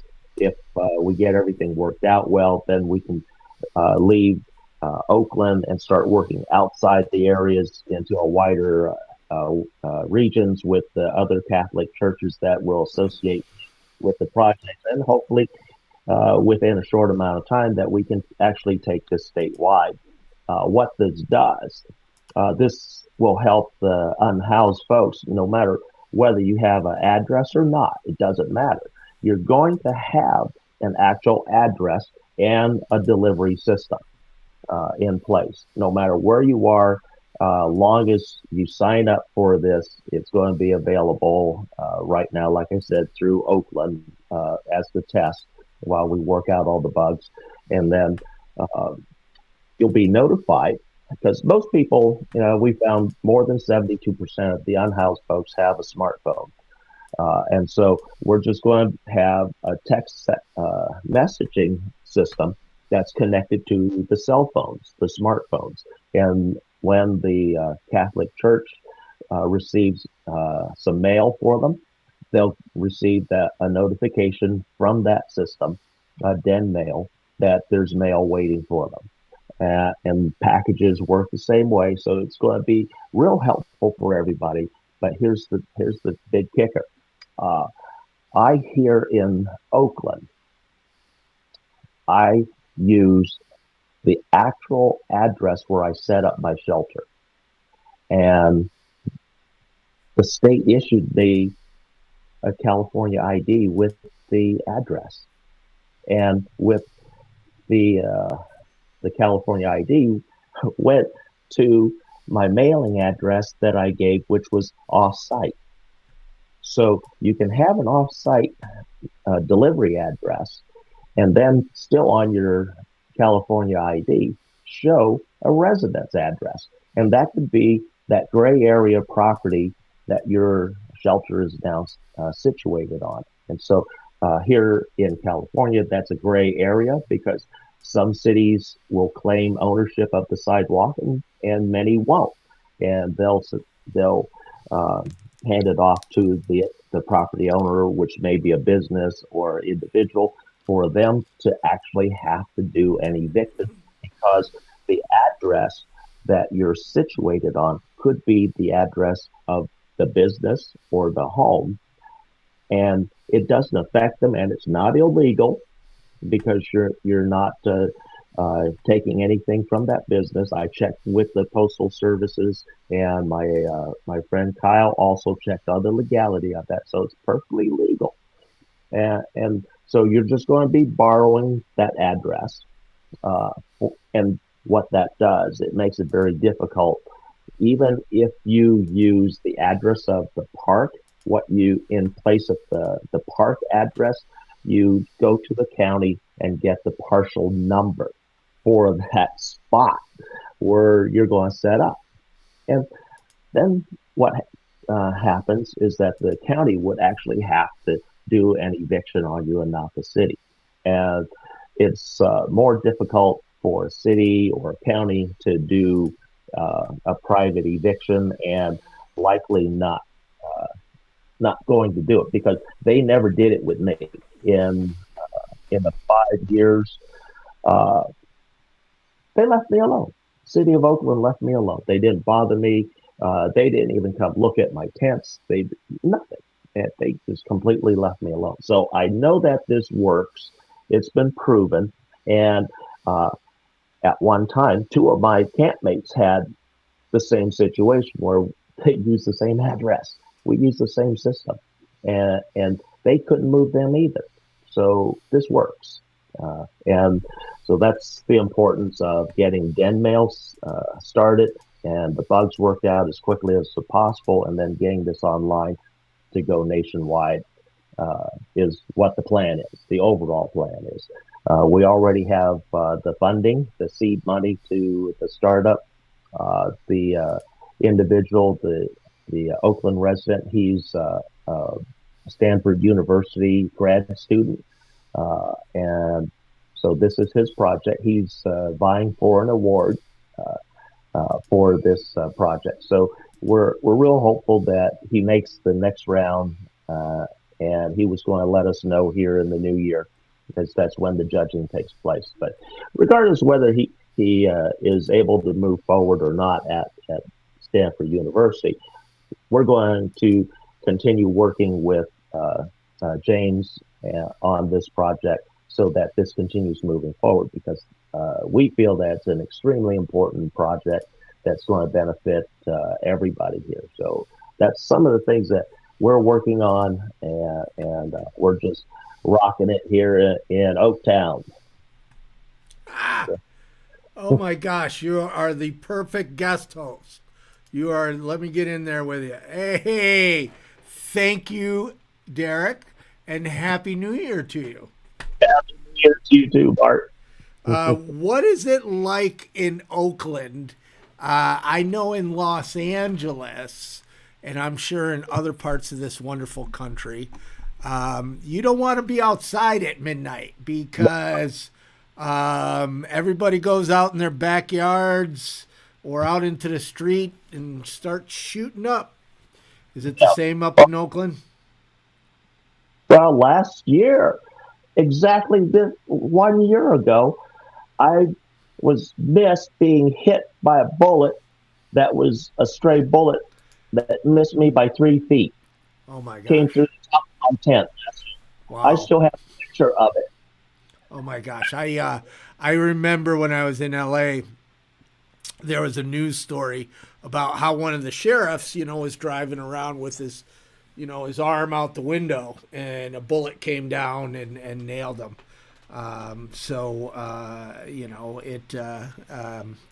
It is definitely something I've always thought about for homeless people that are outside, because what goes up comes down.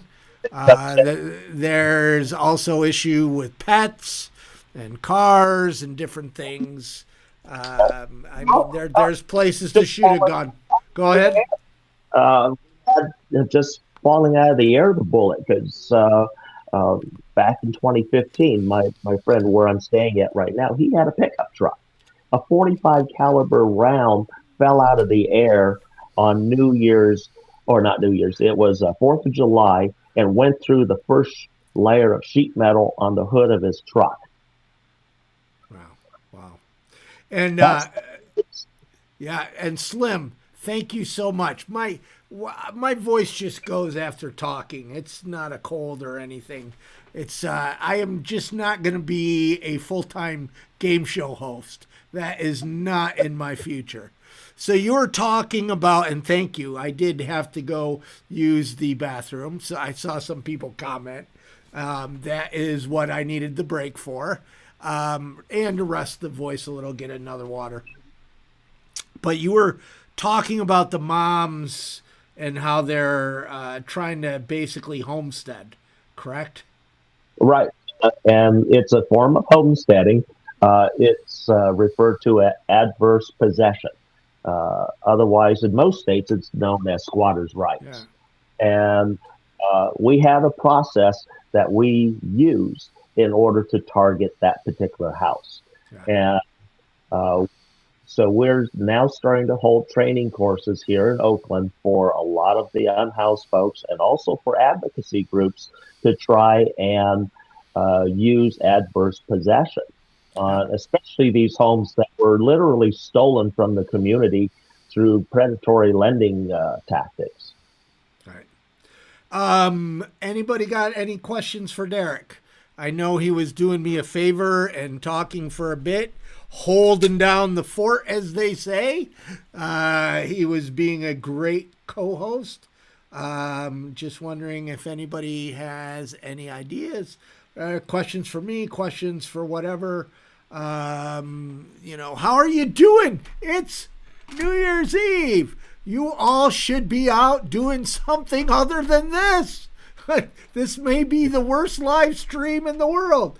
I got to tell you, so I don't know if you know how Derek and I first connected, but he used to do Facebook live streams from the tent city where he was living. And there was a news article. It was local San Francisco. I don't know if it was national, but big NBC Bay Area. Right, and those are pretty amazing.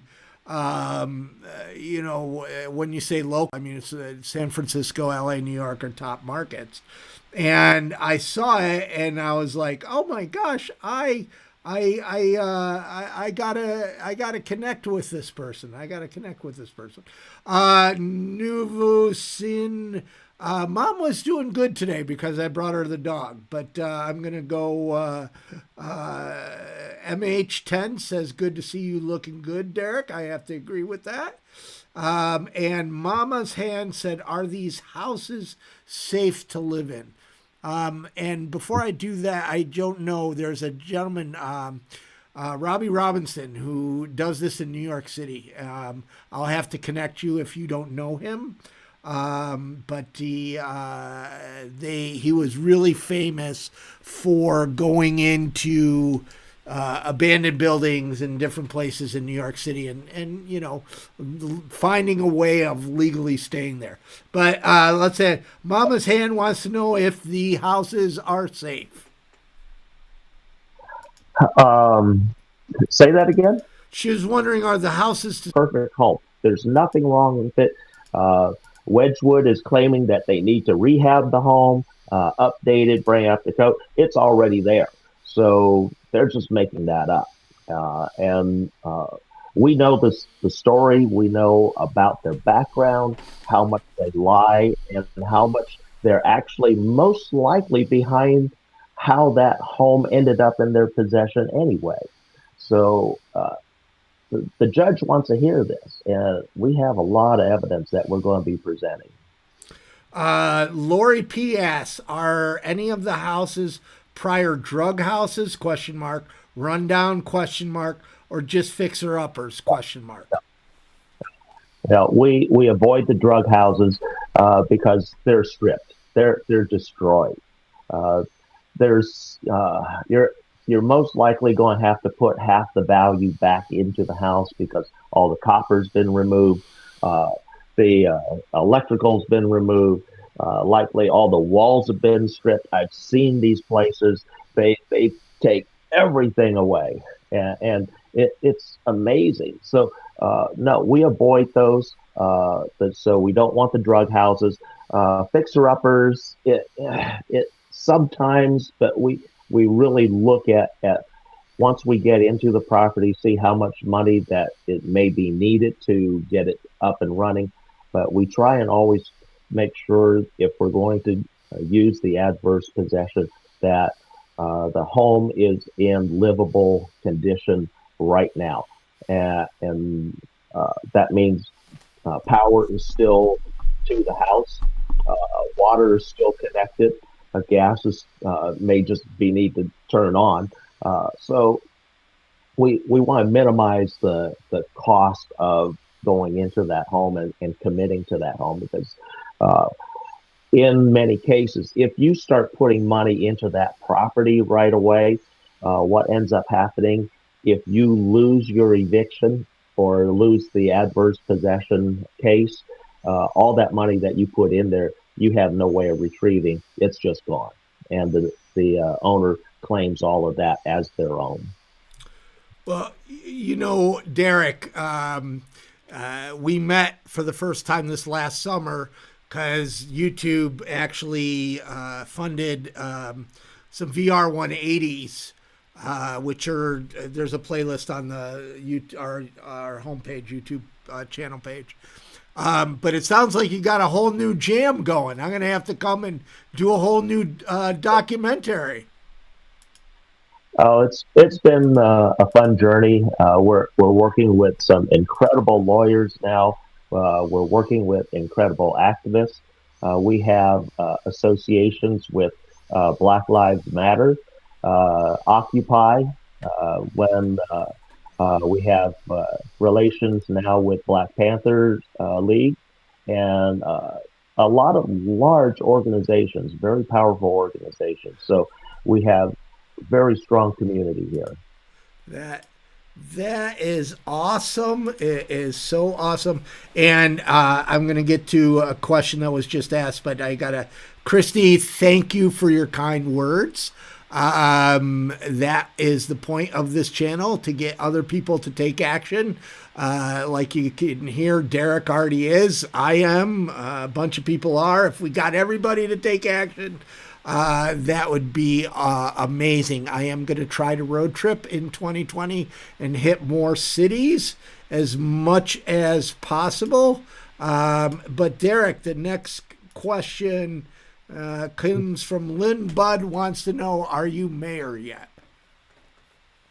Am I married? No, I'm actually divorced. No, mayor. Okay. Not yet, but I am in the running. I am the first declared candidate for Oakland mayor in 2022.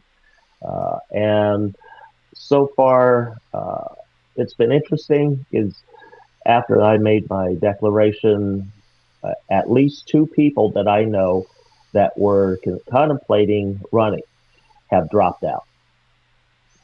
Wow. Any other questions here?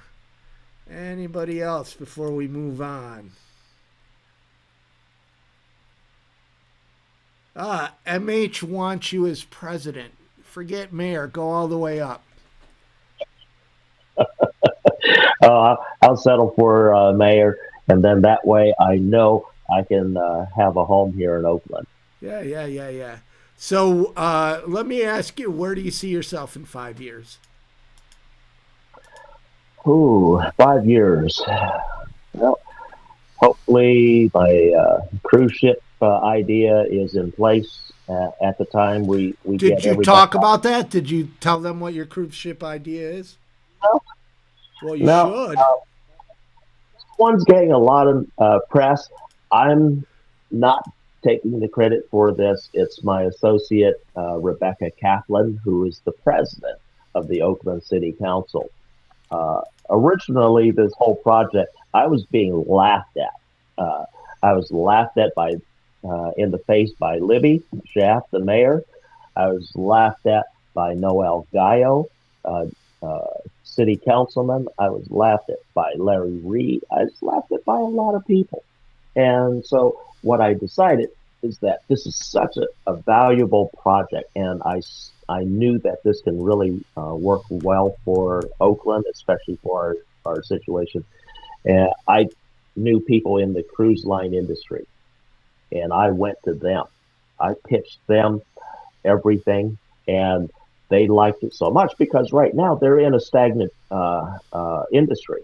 There's no growth, but then a tremendous amount of overhead is costing them a crap load of money, because you see the size of those new super liners that they're bringing out. And so they're retiring perfectly good ships that are still usable anywhere. And so, but they still have to pay for the maintenance and upkeep, or mothballing them or holding them in storage. And so it just makes sense that when when I pitched this to the industry, they got excited because they see money. There's value in there because their cruise ships are already being used as emergency housing in other countries. Just as an example, Puerto Rico, what was the first line of rescue and assistance? It was a cruise ship, and it brought supplies and emergency housing right away within 24 hours. It can be brought in very quickly, set up, and there's a program for how it's people can get rooms in there at a very reasonable rate. What it does, it relieves the city of a lot of responsibility. It does not tax dedicated resources for housing for that particular region or city. It helps to restore and rebuild communities at a much greater accelerated rate than normal and conventional means. Wow. I think we'll move on after Mama's Hand, which is a wonderful name, has a great question. She asked, "Do you believe you'll ever be a millionaire again? Because I do. You're like an Energizer bunny still going." Well, I'll tell you what. When I was a millionaire, it was a lot of work. You worry about your money a lot. Um, you get a lot of people asking you for donations, investments to invest in their opportunities. I had people constantly pitching me for to uh, get my money, and and it's a lot of work. So do I want to be back there?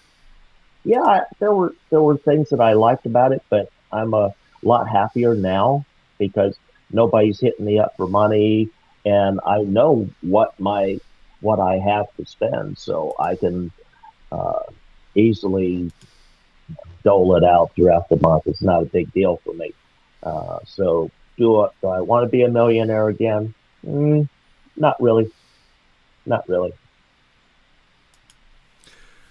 Well, they say money can't buy you happiness. I just want to try at least once. And put up shoe. That's about. We've been live for 2 hours. I don't know how you do this stuff. Like Jerry Lewis used to do these telethons like every Labor Day, right? Your younger folks probably don't remember them. But they're like, I mean, we're what on hour 2. My voice is going, my head's pounding. If we make it to midnight, it will be a miracle. And this is like the worst live stream ever. The first and the last New Year's Eve live stream. But Derek, we got the tech to work. We're finally doing this. You know, meet the moderators. So, any last words? Well, I just enjoyed my time here, talking with everybody, talking with you, answering questions, informing people about some of the things that we're hoping catches on here, and we're starting a movement. And I'm actually one of the Oakland administrators for the uh, um, line, the caption, "Where do we go?" Yeah, my area is "Where do we go, Oakland?" So when you see that on the pages, that's one of the things that is on my Facebook.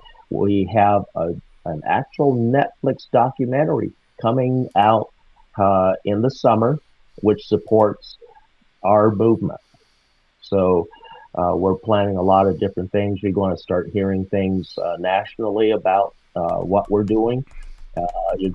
You're probably already hearing, obviously with the cruise ship, but we're going to be doing some eminent domain issues. I've been talking with city council members on eminent domain property and starting tiny home villages throughout. And we're going to be calling them something different. We're not going to be calling them unhoused camps, shelters, or anything like that.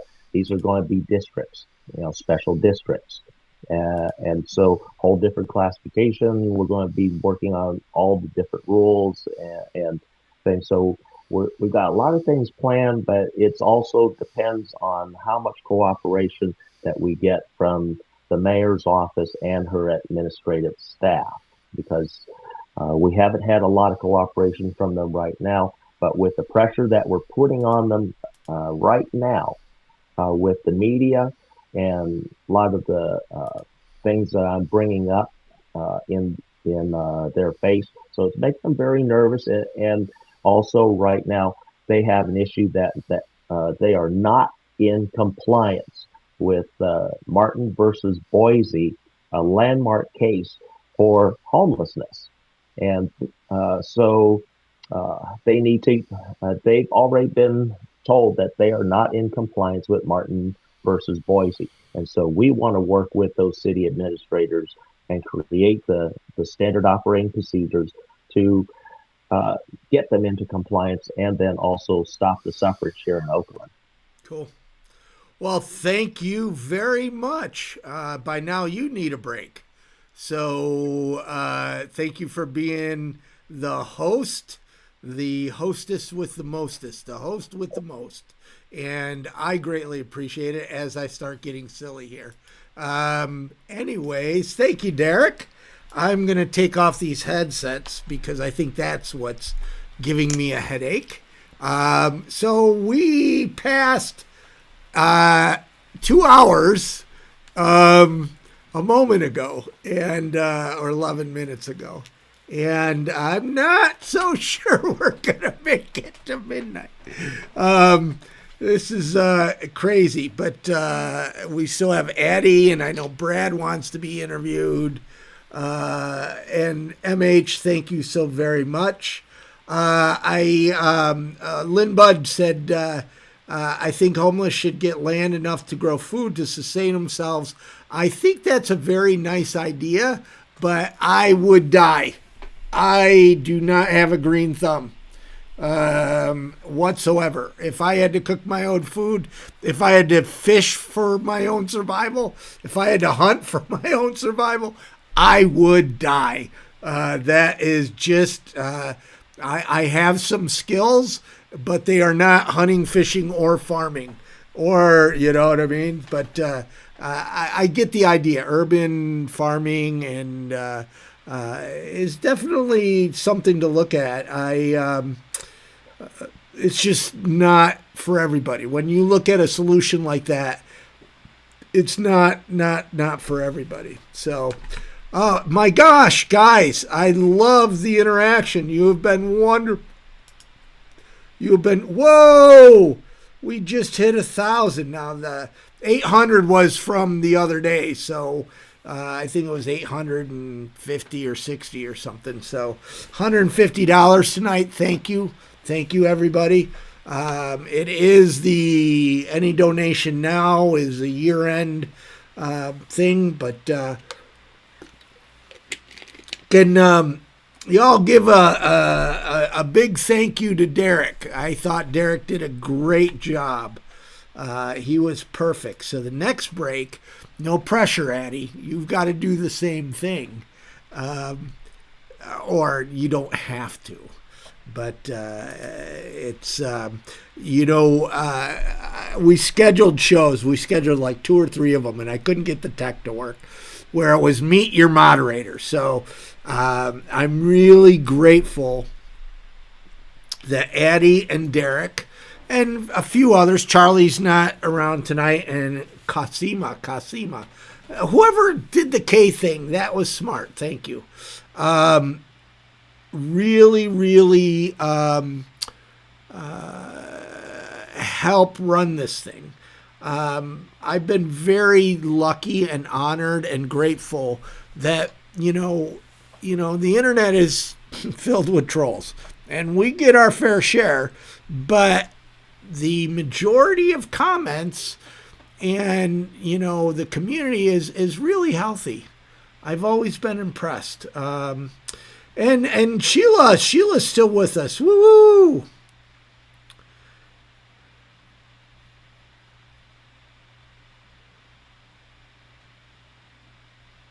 Yeah, MH10, I think the ship idea is a good idea. If you're on a coast. I don't know if the ship idea would work great in Kansas City or St. Louis. Well, you got, the Mississippi River for St. Louis, maybe. Sunshine Monroe. Derek, you're amazing. I agree.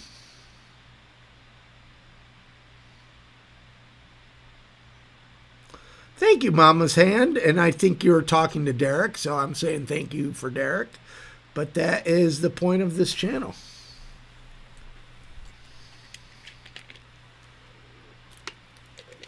So tell me, what are you guys all doing? It was interesting. So I need to get healthy. I need to get healthy or I'm going to die. I've known this for a while and I'm still not eating right. So Christmas, I overloaded with chocolate chip cookie dough and stuff that I shouldn't have been eating, right? And then, so for here, New Year's, I got salads. I'm trying to make up for Christmas. To me, this is less depressing, right? And so this is my brain today. And somebody, I think in our online support group or someplace, said was talking about chips and dips. Yes, it was. It was. Somebody said that they're going to do chips and dips, and all of a sudden my brain went, "Oh, you've got to have some, cheese dip, and you've got to have salsa, and you've got to, screw the salads. That your brain's, the war is up in here, right?" And it was interesting because a couple times today I had to fight it. I really had to fight not going and getting a Whopper or just eating bad, right? And when Derek took over, my first thought was, God, I wish I had some chips. So what do you got? It's Christmas. It's Christmas. It's New Year's Eve. I got me a water. What do you guys got? What are you munching on? What are you drinking? How are you bringing in the New Year's, I guess you'd say?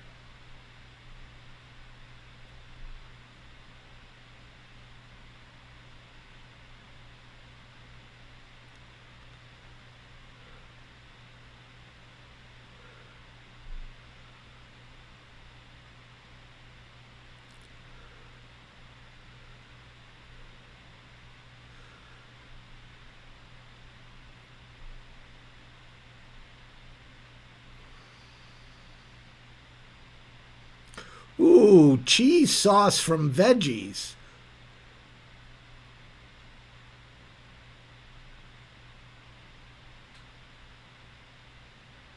Oh, Eric, so you're working? You're working and watching YouTube. Pizza and Hawaiian punch. You know what? As soon as I asked you guys what you were snacking on, I was like, I wish I hadn't asked that.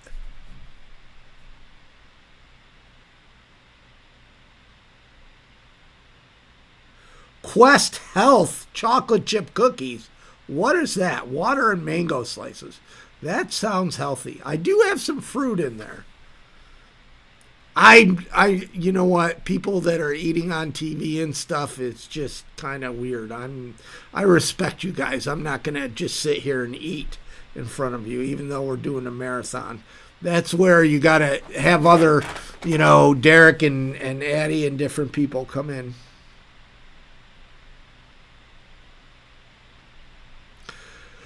Here's the thing. Eat less, move more. Eat less, move more. Eat less, move more. That's the diet. There's all these different, diets. You got to eat less, move more. Eat less, move more.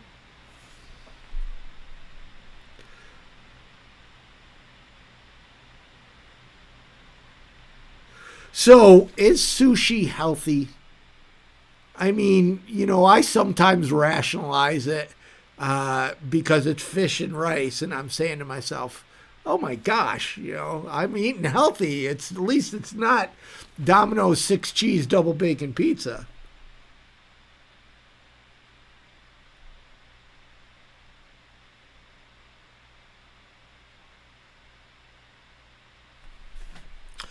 Sheila, no diet foods tomorrow. I'm going to my dad's. My dad, I think he's cooking lamb. I don't necessarily like lamb. He called. He said, "What do you want? Would you like lamb?" And I just didn't. I was like, whatever. I always say this. I go, I ate out of dumpsters for a year. I'll eat anything, which is true.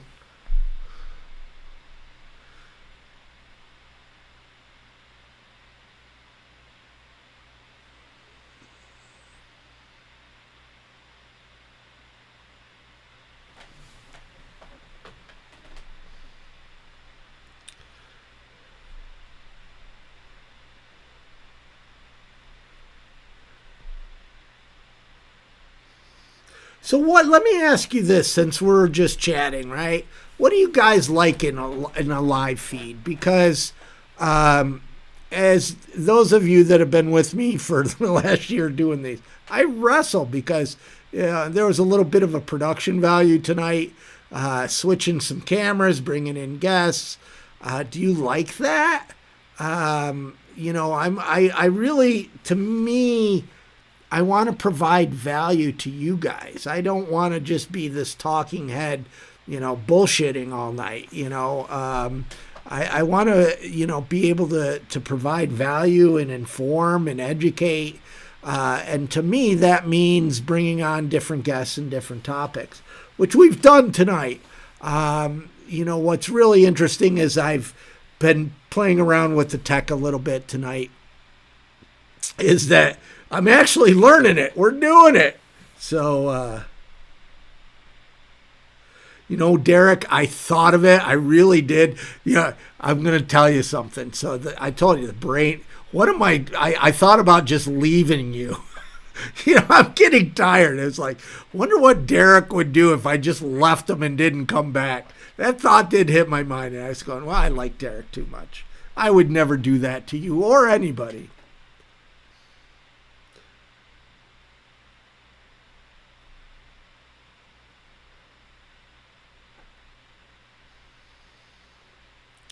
So it's interesting. Usually on the streams, we do about anywhere from 130 to 180 up to 200. And tonight it's been around 60, 70. So I assume, being that it's a holiday evening or, there's a lot of stuff on TV, that not everybody's streaming. I'm just impressed. We've gone 2.5 hours. This is a record for the first and the last.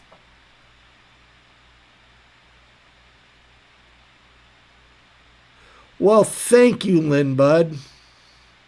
And Ashley, thank you. Adrian, I do too. I just wish they'd, the thing with flannel shirts, they're either too thick or they shrink so much because they're cotton. I like this shirt, but it only comes in this color. I would buy a couple others, but oh well. What's been going up and down?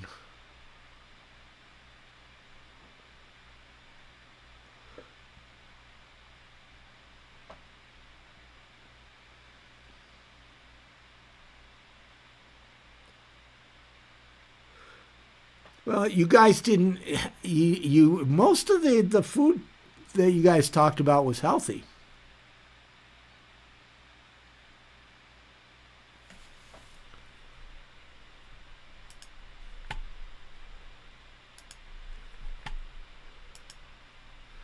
Most of the food you guys had talked about was healthy.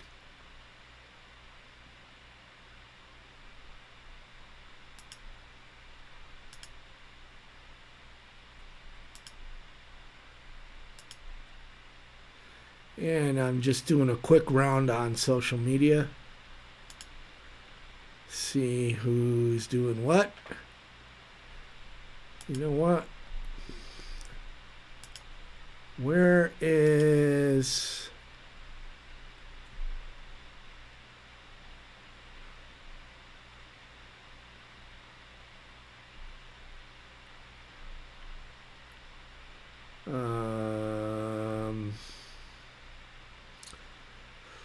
Oh, my brain just stopped.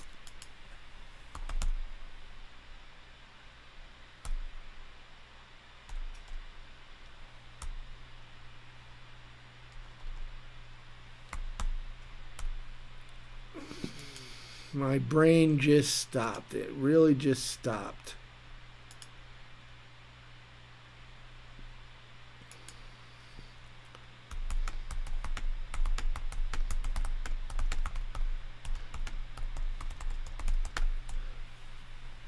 Okay. So where were we? Now I got to do the... Yeah, I hear raw is the way to go. just a discipline. Crystal, I would love your recipes if they came in a TV dinner.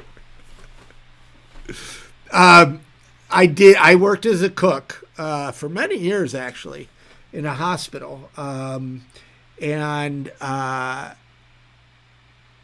was good at cooking. I just hate cooking for myself. And I'm not big on the prep.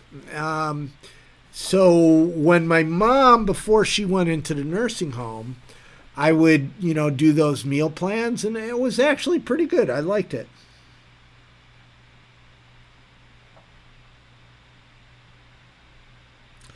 Zodiac, I think there's no real great place. I once thought of something and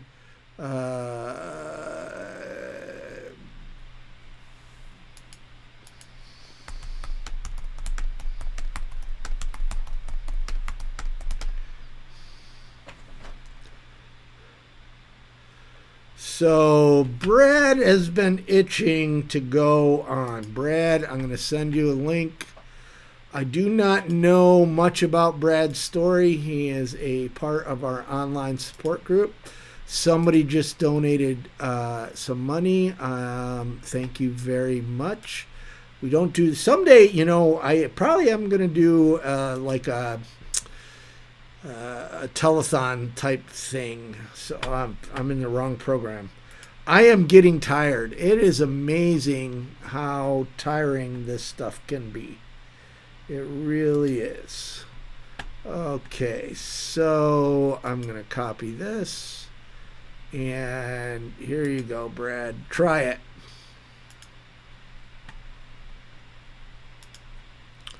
Coming at you.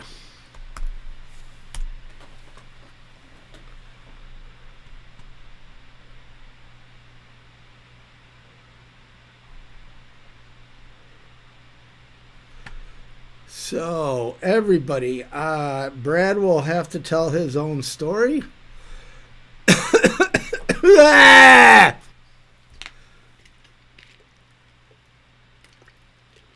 And I know I'm using the software wrong, but I actually got it to work tonight. So, Brad is there. Let me get over here. Where is it? Uh-oh. What happened?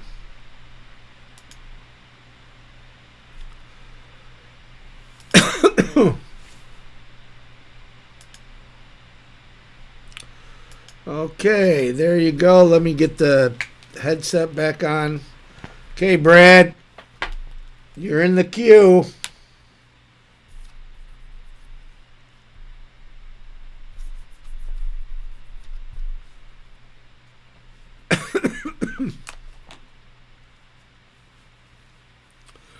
We are just waiting for Brad to connect.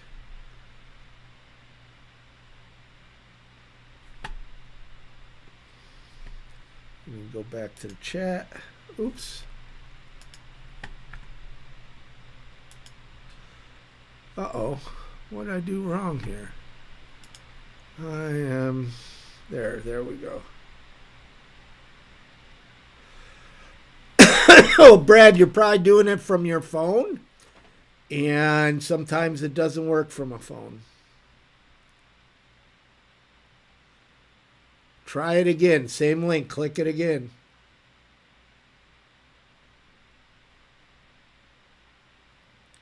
Sturgeon tastes like chicken? Doesn't everything taste like chicken?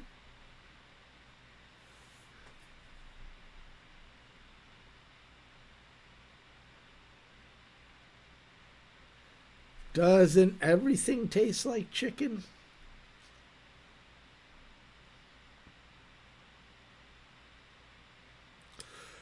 Christy, you promise after 2 weeks?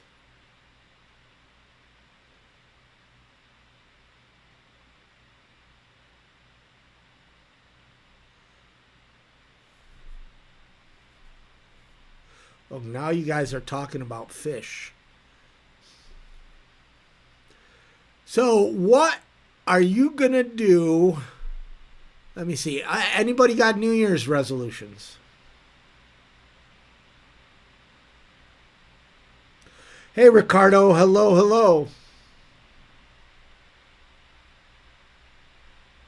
Sheila, I keep meaning to ask, and I know you've probably told me 10 times. You are from Binghamton. I remember you saying something in a chat, and I forgot. I know you drove by close to here.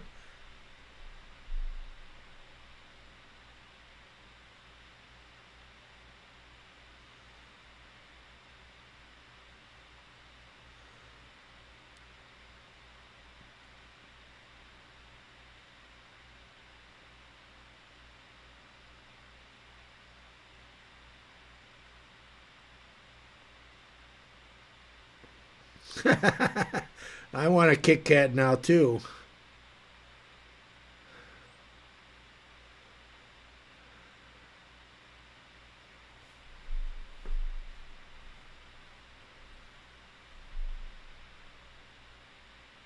So how many, where are we at?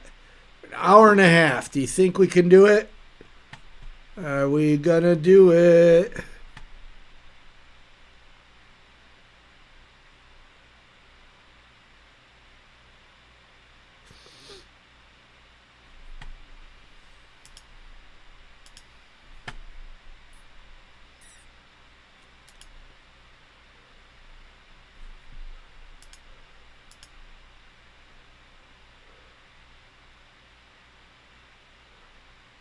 That's what I thought. I'm talking to Sheila. That's what I thought that you just passed through. Now, Sheila, I don't. Obviously, you have internet. I don't know. Do you want to go live?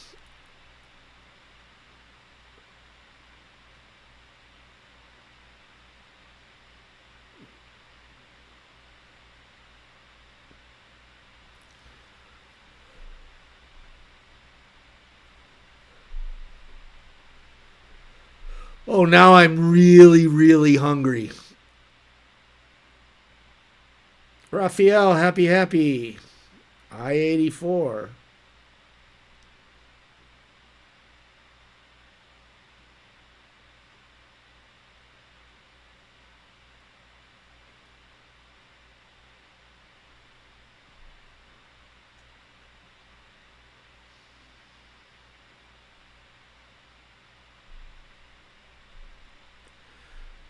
Well, Sheila, I don't know where your living situation is or how you feel about going live, but I can send you a link. Because I know Addie's really itching.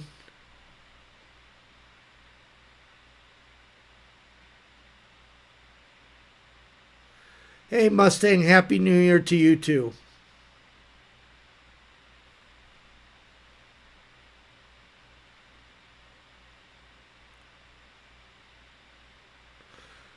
You're not perky. I don't know how to translate that. I kind of get it.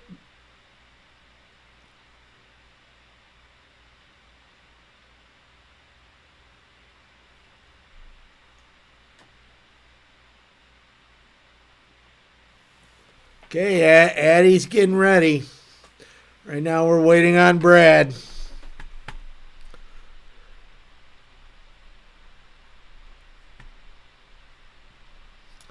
I'm going to put another note out in the group.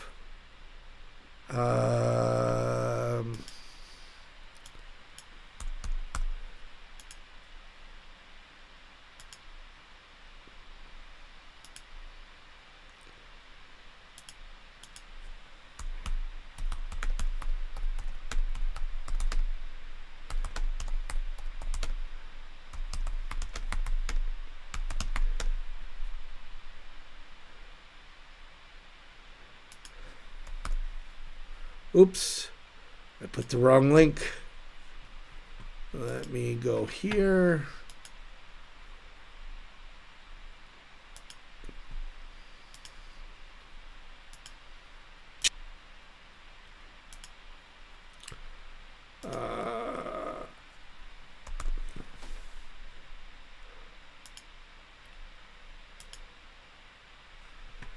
And where are we? Yeah. No, this is all, and I don't know why that, anyways, not going to worry about it.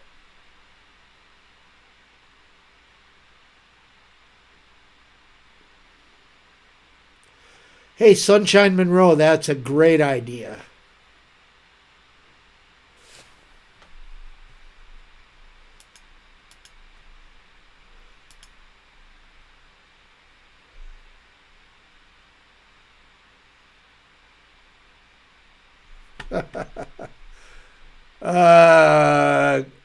Gunther, I'm in a total different room than my drum set, and I haven't sat on the drums in a long time. Although that's not a bad idea, it's just not going to happen. It's not practical. Not tonight. Fruch, how are you? I don't know if I said that right. Please forgive me. You guys have wonderful names, especially different cultures.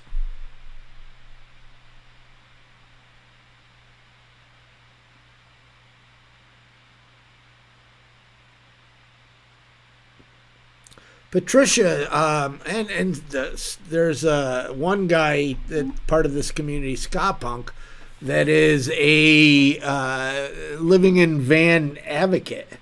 A lot of people. I couldn't do it, and I've had this conversation a lot with ska punk. I can't live in a van.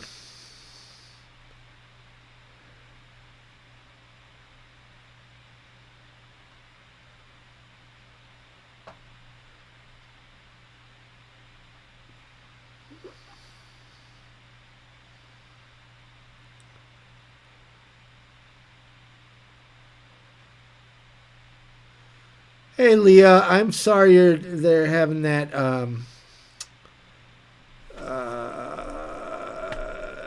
But at least you got a roof.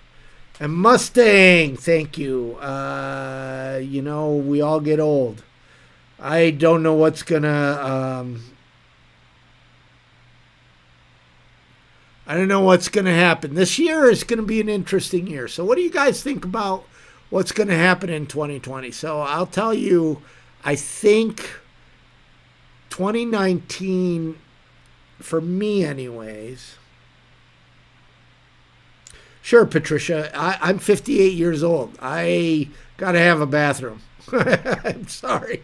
A van life, running in, using a gym or some, is just not going to work for me. And but the 2019 was, amazing for Invisible People. We made a lot of great things happen. Truly amazing. And but I also drove my mom to the hospital 3 times. Thinking, I drove her more than 3 times, but the 3 times, never thought she'd come back. It was heartbreaking. I'm lucky to still be sober. 2019 was insane, both professionally and personally. And with the noise from 2020 being an election year, and there's going to be a ton of noise. You just get on the internet now and you see a Mike Bloomberg ad. He's spending so much money.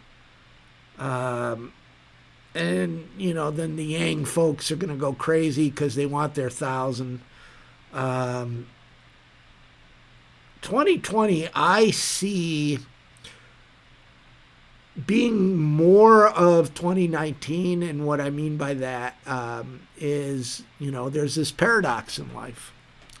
When there's a lot of good, there's also usually a lot of bad. And that's how 2019 was for me. I know in my own life, it's interesting because what makes me so awesome, unique, is also what hurts me. And it's my passion and my empathy. It makes me creative. It makes me do some amazing things that others don't. I mean, if you look at invisible people, oh my God, we've done so many things that others won't. We had Vicky on earlier tonight. We paid Vicky. I'm not paid, but we paid Vicky. Every post that she wrote, she was paid. And I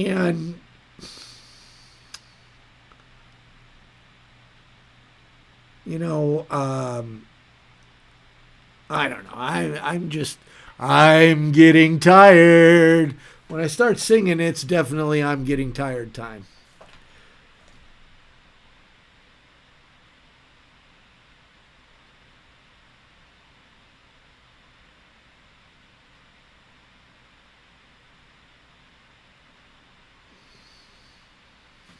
So what do you guys think 2020?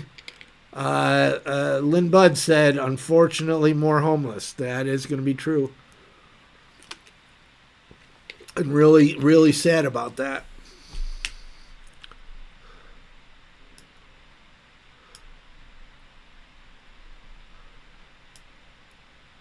Really, really sad about that. Oh, Sheila. Now, what is and you've been with us all night, Sheila. Thank you. I forget again. What is your situation in Connecticut? If you don't mind me asking. And if you mind, just tell me to shut up.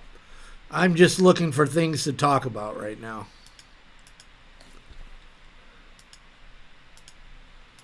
I'm just mambling. We're coming up on 3 hours. That's pretty darn impressive.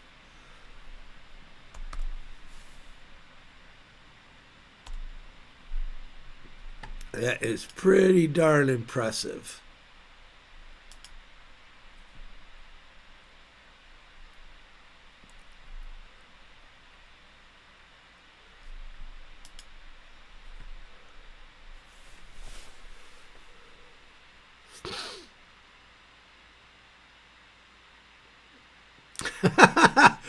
So, Mama's hand, now you're saying that I'm keeping you from your rest.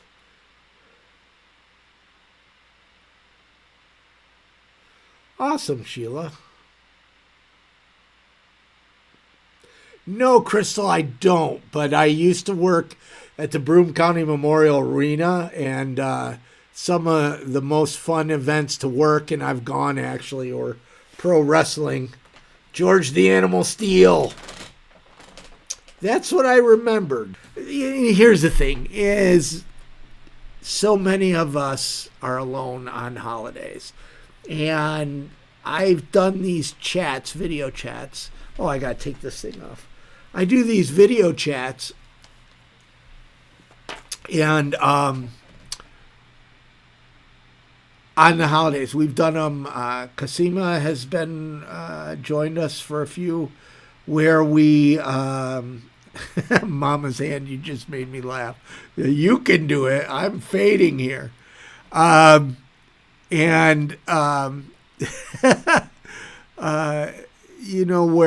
a bunch of us would just, log in and talk to each other over the holidays so nobody's being alone. And like Sheila said, Sheila's in her car in Connecticut, and Brad's in some kind of housing, and Derek's in some kind of housing, and Zodiac here said he's homeless. So I just thought this year, I really, it wasn't, it's kind of strange because I put relationships and people before the nonprofit or before this YouTube channel. I think to me, that's what's most important. And I'll give you a real example is like when we do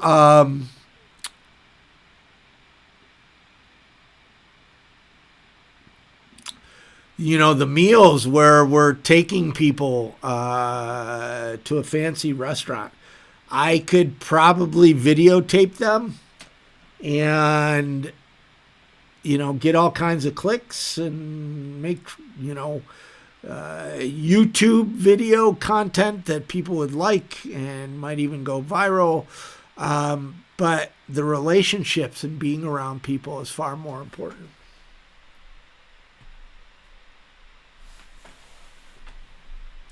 Hey, hear that, Mama Hen? Rico's telling me to go to bed. What do you think about that? Okay, we got Mama Hen saying, let's make it for the hour, and Rico's telling me to go to bed. So that's 50-50. Who's going to break the ice? Or who's going to break the tie, I guess you'd say.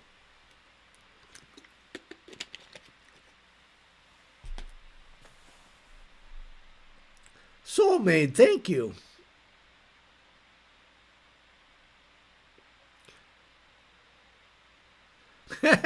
Rico, Mama's hand. Rico said go to bed. Tiny Home said go to bed. That's 2 against 1. Nuvicine. Nuvesen. Great name. Oh my gosh.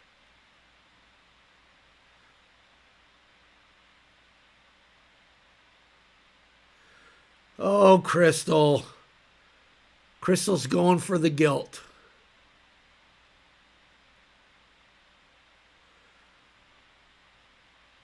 Cuddles, where are you?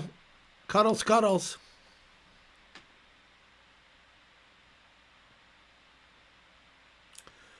Okay, so in a minute, Addie's going to come on, and she is going to host while I run to the bathroom. You ready, Addie? You ready?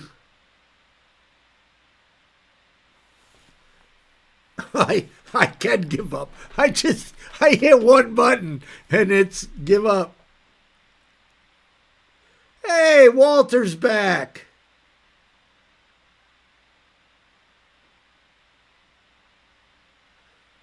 Tiny Homes, I don't know.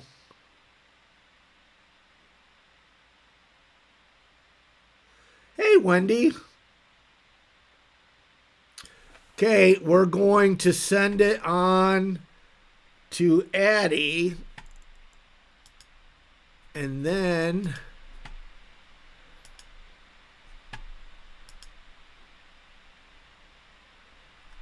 I will message you, Addie.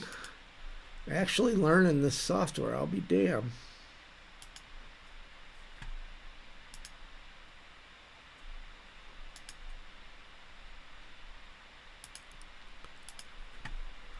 Oh, where are you, Addie? Where are you? And then Gunther's producing from Facebook. Oops.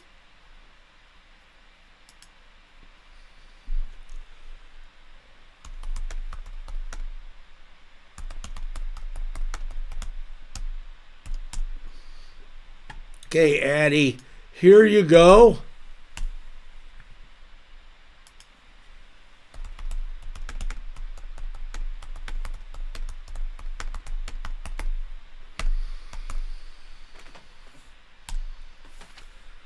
Okay.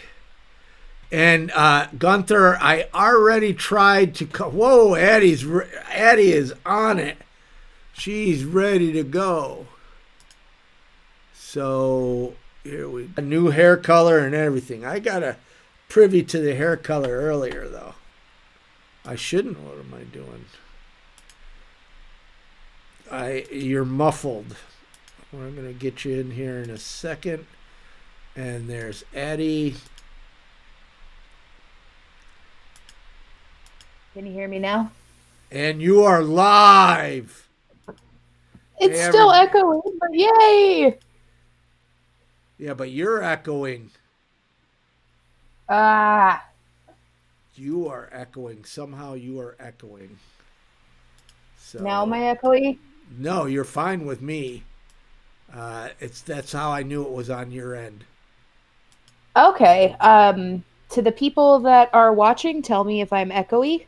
I have my phone set up so I can still see the comments. Oh, you've But been hi, preparing. everyone. You've been preparing. Yes. And tonight is officially Meet the Moderators. By accident. Ah! It just worked out that way. Well, Yeah. Addie, Happy New Year. Happy New Year to you too, Mark. And thank you for joining us this evening. Hey, thank you for having me.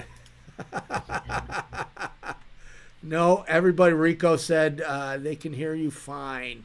See, it's on Sweet. your end. The echoey is on your end. And let me just see. We might have a surprise guest. I'm letting him know.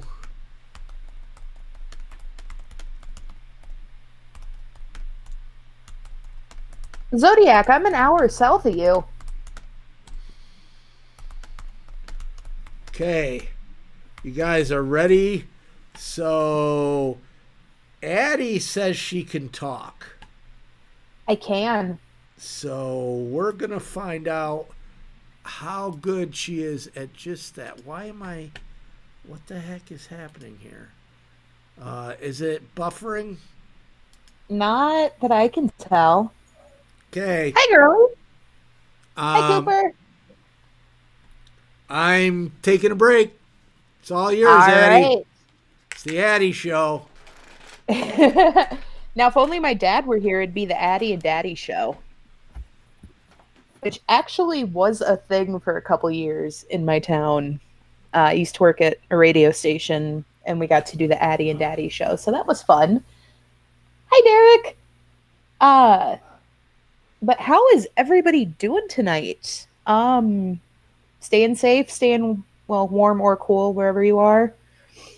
I'm gonna talk about why 2019 was like the best, worst year of my life, which is so contradictory, but it makes sense. Hi, Lynn. So funny enough, this time last year, I was sitting in a crisis center because I was like so massively suicidal that I just didn't want to go on. And now I'm sitting in my apartment. I just basically played commercials, although for a while I was doing the morning. Yes, I can talk. Hi, Christy. But yeah, so 2019 started with me in the crisis center, just massively depressed, massively suicidal. I still have depression, but that's just because I'm me. But I also started back up in therapy. I've been on antidepressants.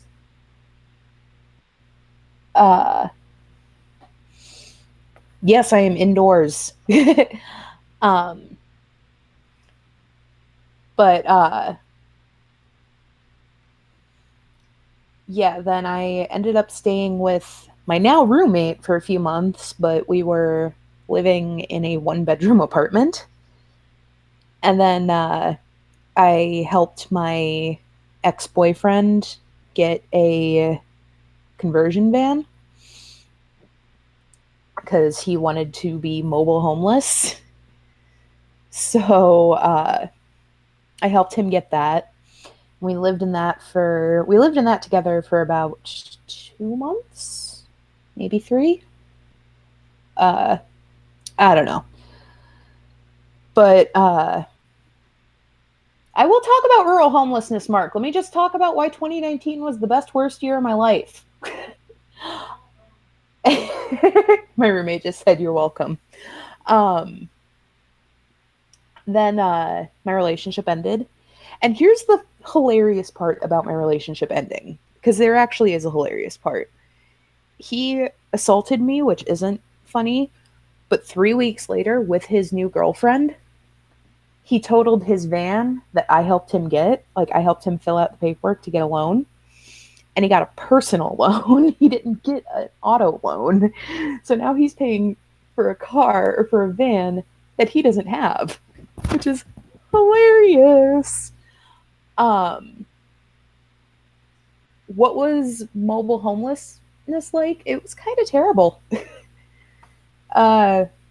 You know, I like having a bathroom. I like being able to charge my phone. I like being able to take a shower. I like my cats. But as Mark pointed out, talk about rural homelessness.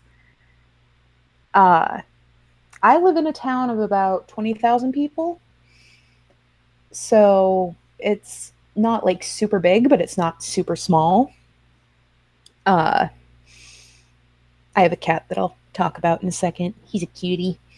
And it is so hard in this town to get help if you're homeless. Like, oh, it is frustratingly hard. I struggled with it so much. And it was just not easy. Like, they didn't even really help me get into this apartment, is the thing. Like, that was my roommate and the landlord that helped me. But yeah, it's just rural homelessness, because they try to push you, at least in my county, they try to push you out of the county. But then surrounding counties, you have to live there for like 60 days. Derek, yes, it is. Oh my God, yes. Yeah, because the thing with the ex totaling his van was he only had liability. He didn't have full coverage. So, but yeah, rural homelessness, like, yeah, they try to do, they try to push you out, but then there are other counties that are like, well, you have to have an address here for 60 days before you can get help. And if you, can't get into a shelter or something, or certain things, like, it's not easy. I mean, it can be hell. What are you doing, Shep? Shep.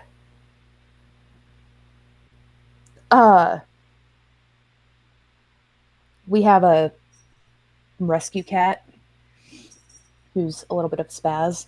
I'm in Minnesota.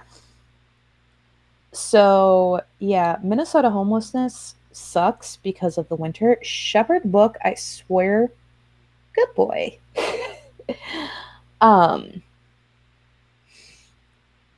But yeah, it's really hard to do, or to get the help you need if you,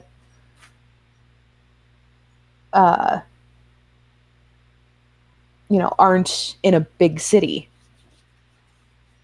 Yes, Patricia? Hold on. Oh, yes. I am living actually in the town that I really didn't get much help in. Minnesota is the state. But as I said, my roommate and my landlord helped me get into this place. And it's been such a lifesaver. I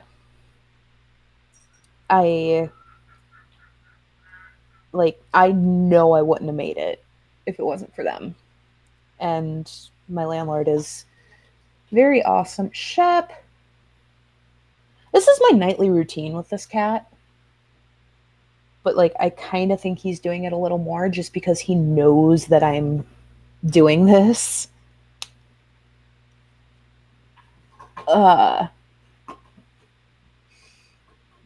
He's weird.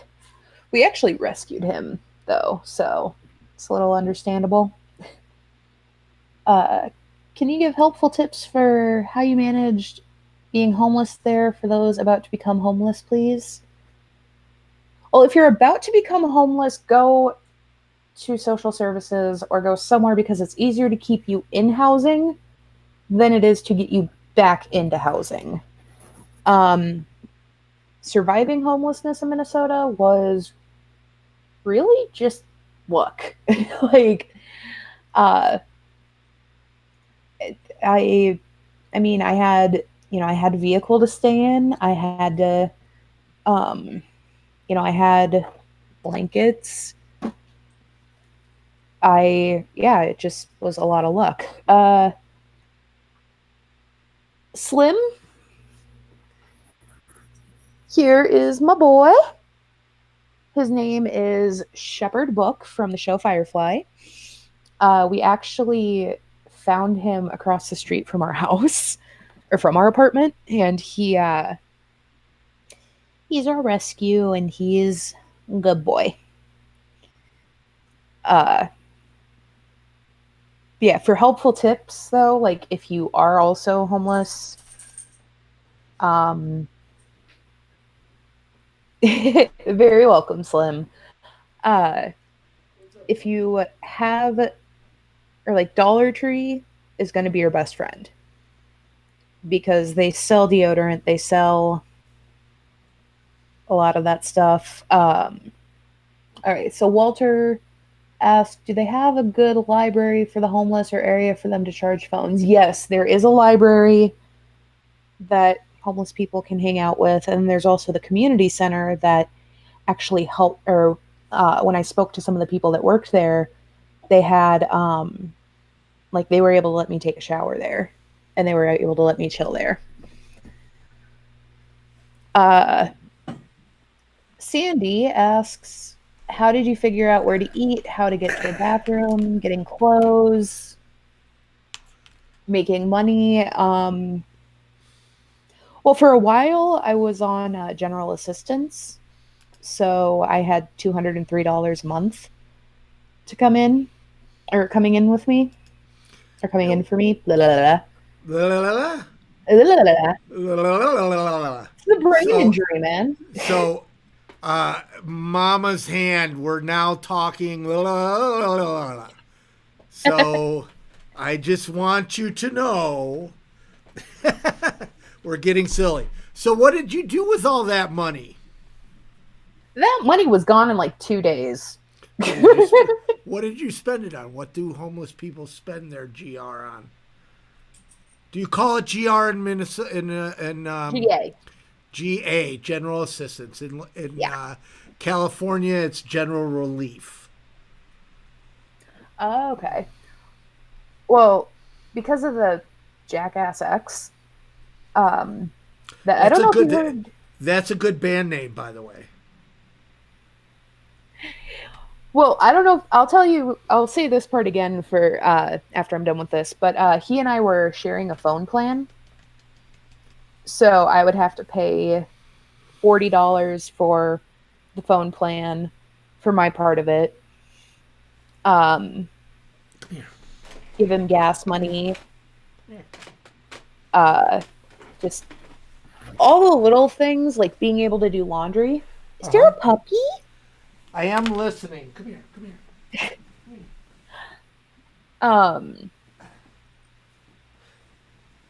Just all the little things that you like really can't. This is for Sheila. Sheila, hopefully you're still on. I showed the kitty.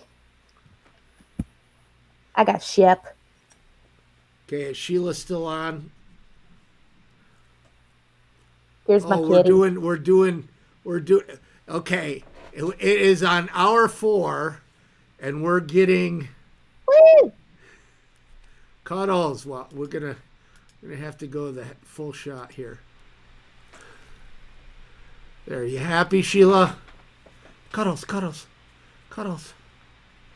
You know what? I noticed she looks like an Ewok. She does. I'm thinking if I put like the little ear things in the I might be able to get rid of her quicker.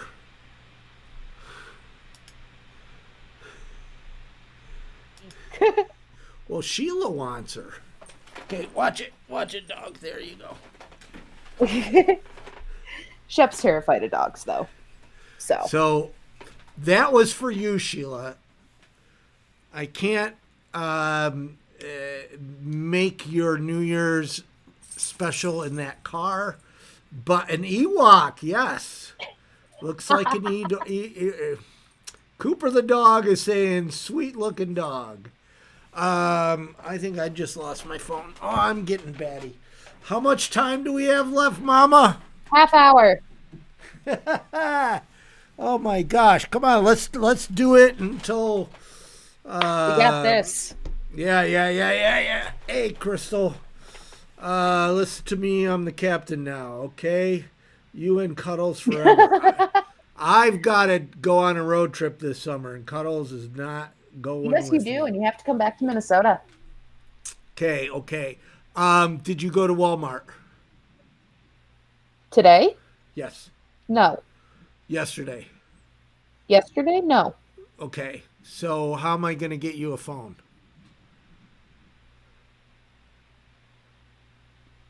I'm trying to figure out how to get. If you do a Walmart card, like a gift card. Right, but I'm telling it. Well, we'll talk about it often.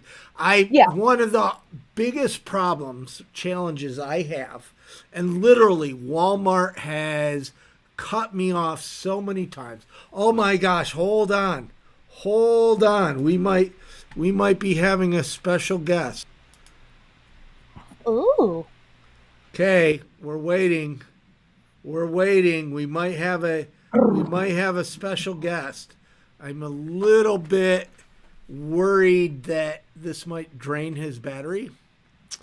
We're going to wait and see. But you give me back my money. Okay.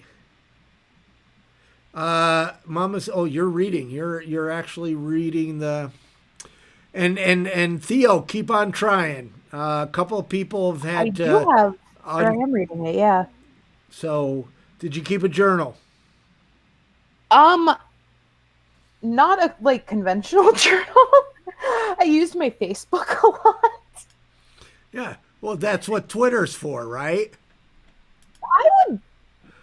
Kind of, but I posted because in March I had a seizure while taking a bath.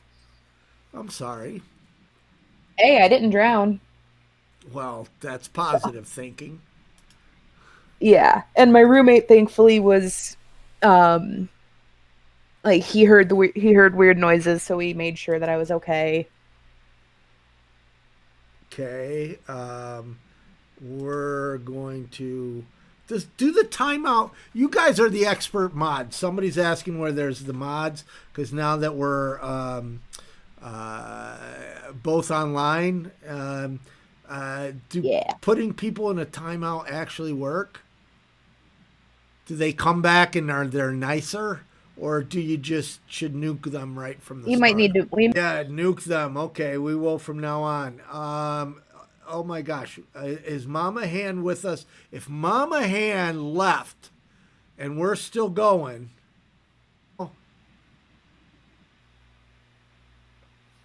Okay, well, let me go over and see. Let me see. Theo is still trying. I wish I was in LA to help Theo out. We're going to have to work on this. I'm so sorry, Shep. Are you okay? What? Oh, you're talking to your cat. My cat is an odd cat. He literally jumps in the shower with me. So, Theo, if you can hear me, I would disconnect and try once more, and if it doesn't work, then... Oh, I heard a ding. Whose ding is that? That was me. That was my roomie saying that I can share the having a seizure in the tub story. Is it a good story? Well, okay. To preface this, my roommate is a high-functioning autistic guy. Very, very sweet guy. And I had had the crud, so I couldn't keep anything down, including my anti-seizure meds. So I took a bath because I was like, I feel like death, so I'm going to take a bath. Next thing I know, he's standing me up going, okay, let's get dressed. And I'm like, okay, I'm sorry. And, he got me dressed, and 3 cops, 2 paramedics, and 2 firefighters show up into this little ass 1-bedroom apartment. Excuse you, young man. And he felt so bad for days for seeing me naked. I went, dude, it was either you see me naked or these 7 people that came in would see me naked. I'd prefer if it was just you at that point. Yeah, those are tough decisions. But you know, now he's saying that you can share them. Amanda, I hope to visit Atlanta in the road trip coming up. So Theo is homeless in. I'm gonna disconnect you, Theo, and try again. Theo is homeless in Los Angeles. It's not letting me disconnect. He's got to do it on his. Gee, it wasn't that scary, apparently. No, wasn't that scary? Well, Gene says, sounds like a scary sight, LOL. Apparently it wasn't that scary. I had longer hair, though, so that might have made a difference. Hey, I think Mama Han left. If Mama Han left, that means I can go. She was the one keeping us here. That is true. Thank you, Crystal. It's a splat crimson red. Oh, Mama's hand is here. Just when I thought that it was good, we're down to 26 minutes. I think I can do 6 minutes.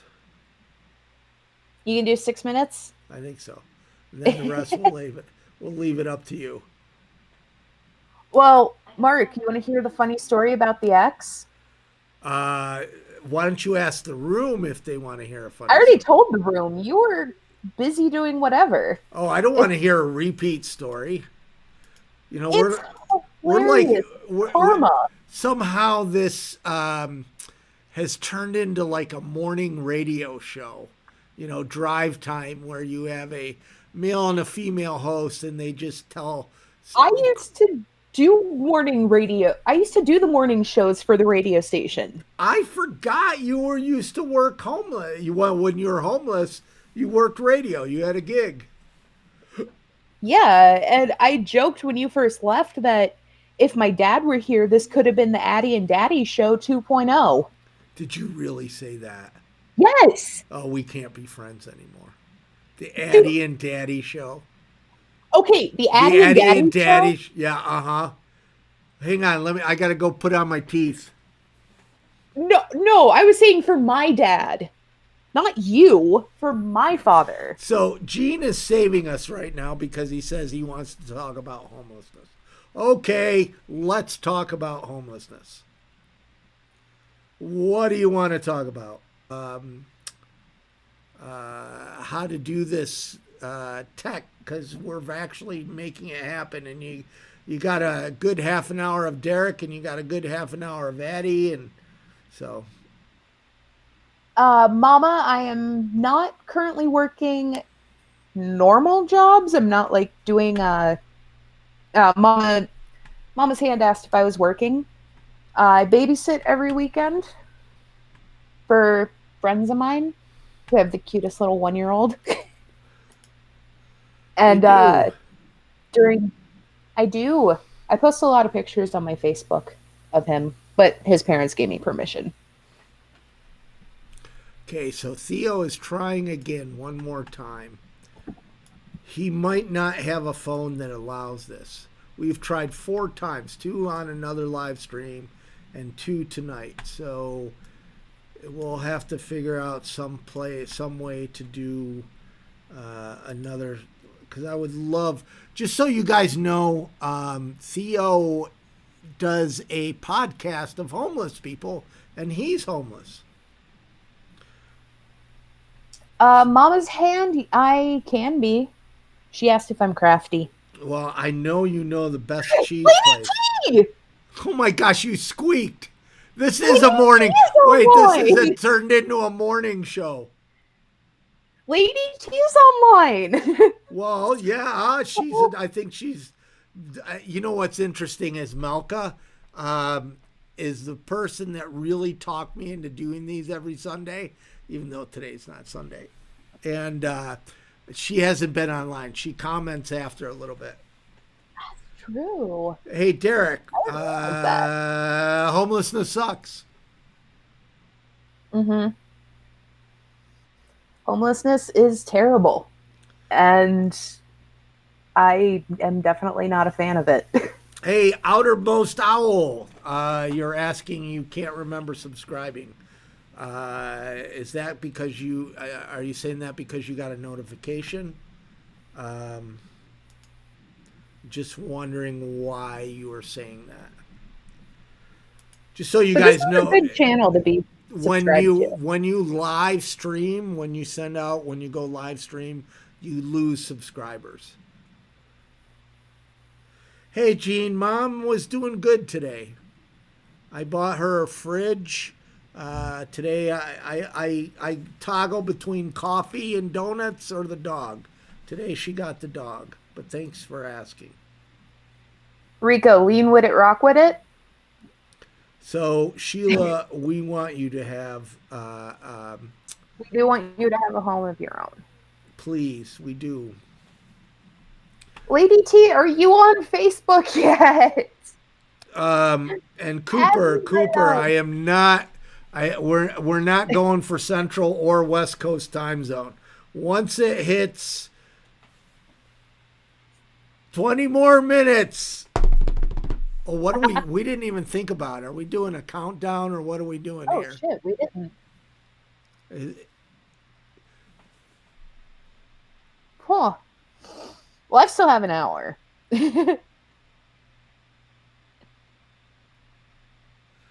100,000 subs with not one video. Most homeless people deserve to be homeless.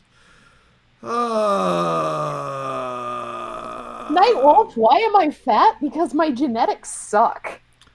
We're getting must be that witchy hour. It must be. Lady T, thank you. Splat hair dye, crimson red. 20 minutes. No, the other day I was at a friend's house, and she has a 7-year-old who is legally blind. And the 7-year-old was kind of cuddling with me because she was missing her dad. So I was like, you can sit and cuddle with me. She went, oh, okay. So she does. And I went, are you being my baby right now? And she goes, yeah. And she starts rubbing my stomach and goes, is there a baby in your belly? Like, no. And she goes, why do you have a belly? And I went, I'm just fat. She goes, why are you so fat? Like, child. It's you're lucky that you're cute.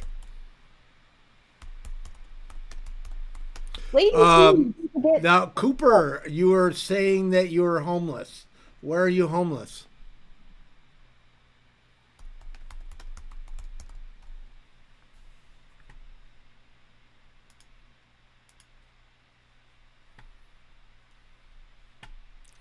Yeah, live streaming is kind of weird. Like you do this and then you read and then you do this and then you read. That's why I have my phone kind of covering your face on my computer. Sure. Uh-huh. Yeah. I'm sure there's other reasons there too. It's mutually kind of covering it. Yeah, I can't. There we go. I love you guys. You do.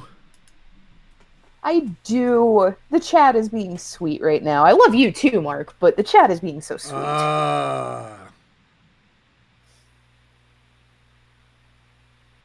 Oh, they're sticking up for me for the fact that Nightwolf asked why I was fat. Yeah, people don't.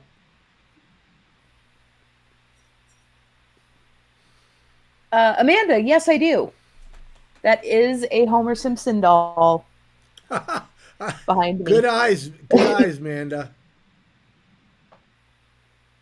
Lady T, ain't that the truth? Uh-oh, Mama Hand is saying that the fireworks started.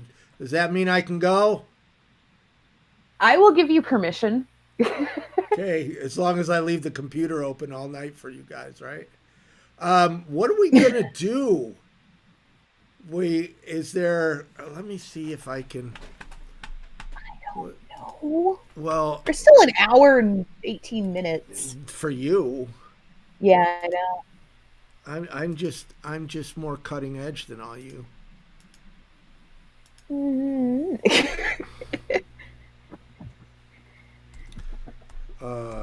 I know. Derek, yes, the chat is fun.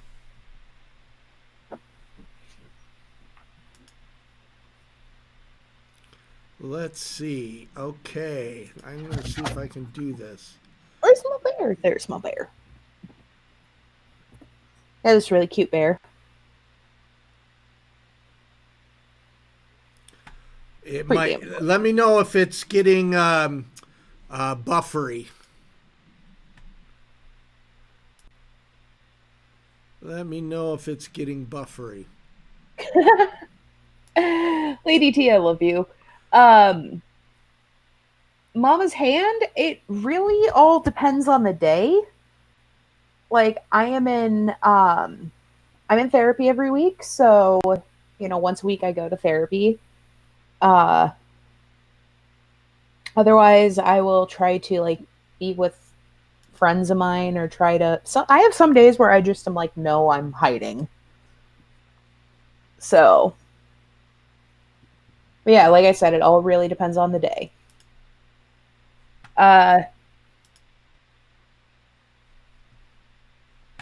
TD, you're right. Some medications do make it or do have issues with people gaining weight. I'm not one of those people. I just have very terrible genetics.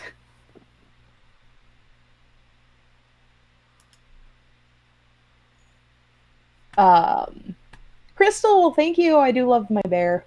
And thank you, Mustang. And thank you, Patricia. I love you guys.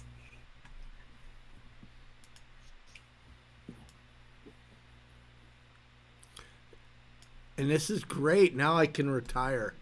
Addie's doing Sunday nights from now on. Okay, cut me in on half your donations. No worries. I tried to buy you a phone yesterday. Hi, Patrice. Okay, I'm trying to see if I can do this. Let me see. I'm up to something. And I have about 10 minutes to make it happen. Let me see if I can make it happen. Web page, add. Intermittent fasting, Elaine? Is that for weight or something for weight loss? Because that doesn't actually technically work.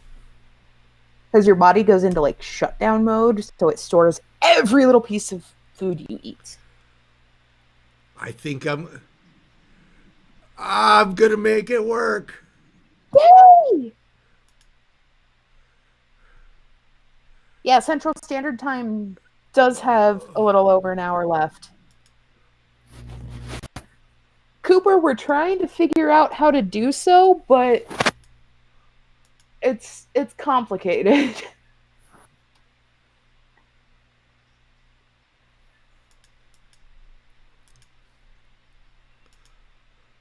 Soulmate, okay. Yes. I'm actually in the process of getting going through therapy and weigh-ins and all that crap to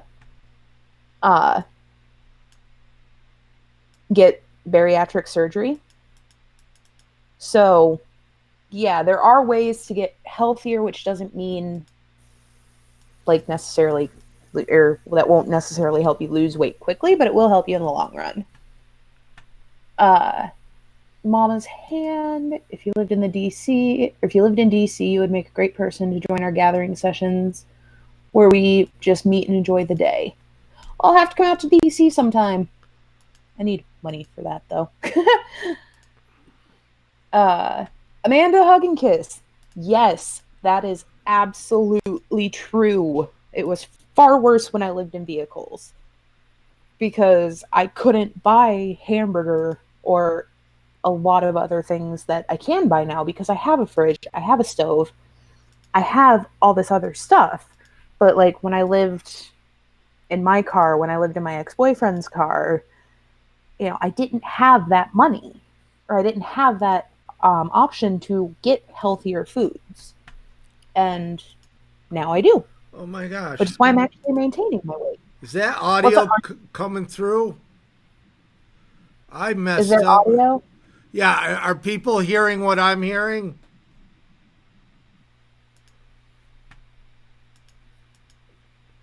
Do you? I hear you just fine. I mean, other than the echo. Okay. Somehow I screwed up. Glenn can hear you.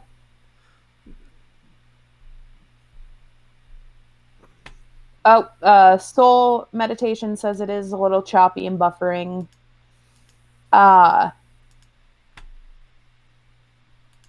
Lady T, you're one of my favorite people.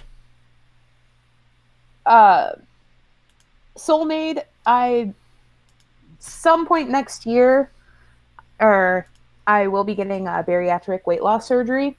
So that could be at tiny homes. It's not that easy. I had an initial meeting with a surgeon, and then I had to get a psych eval, and then I had to meet with a nutritionist, and I had to go through 12 weeks of therapy for getting the surgery. I have to do 6 months of weigh-ins to keep my weight mostly the same, plus or minus a few pounds here and there.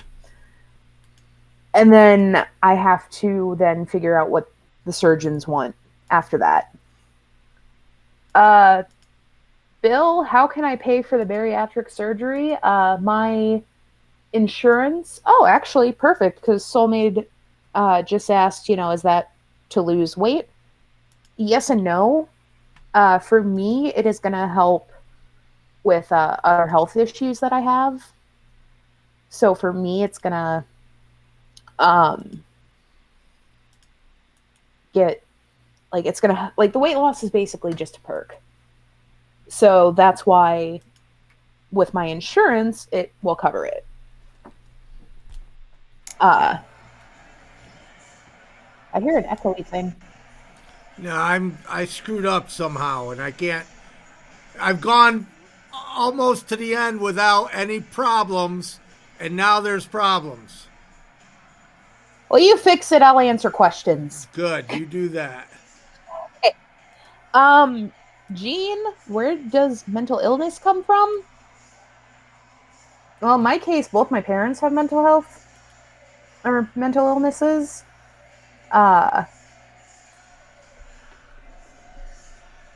Yeah, so sometimes I think it's just genetics. Thank you, Soulmate. I hope it goes well too. Shaker, thank you so much. When it's 2020, will we be able to... Boo! Boo! I'm not even finishing that, Cooper. No. Because I already made that joke on my Facebook. People ask me where I'm going to be in 2 hours. I don't freaking know. I don't have 20/20 vision. Did it?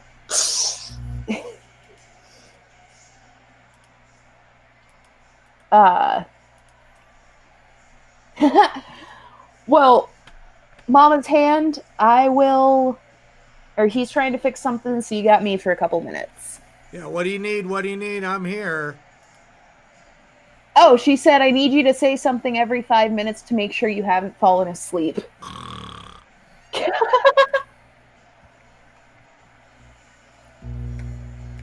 and it is buffering a little. How did I do that?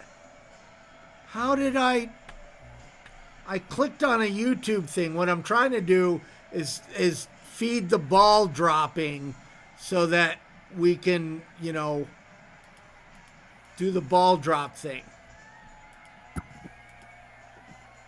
You figure that out. Because I have no idea how to do any of that shit. Well, I am trying, but I am not able to make it happen. Oh my gosh. Oh, Ashley Hanshaw has a question for me. Hey, Addie, any New Year resolutions? Oh, I know. Mine are I This is kind of have weird. one. Okay. It's to just look at the good, even when it doesn't feel like there's good in the world.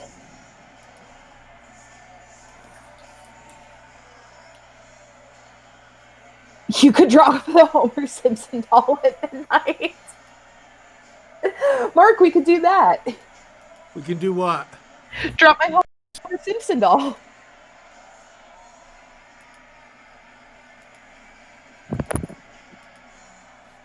Drop him. Except for I would have to drop him like a bunch.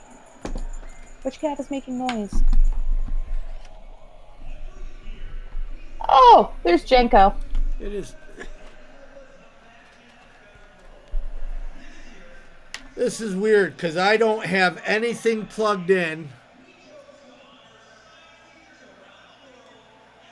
Okay. We're just going to have to... Why is this... Okay. We're still going, right? Yes, we are still going. There's some cities where they drop a large peanut and another where they drop a large pickle, so why not Homer Simpson?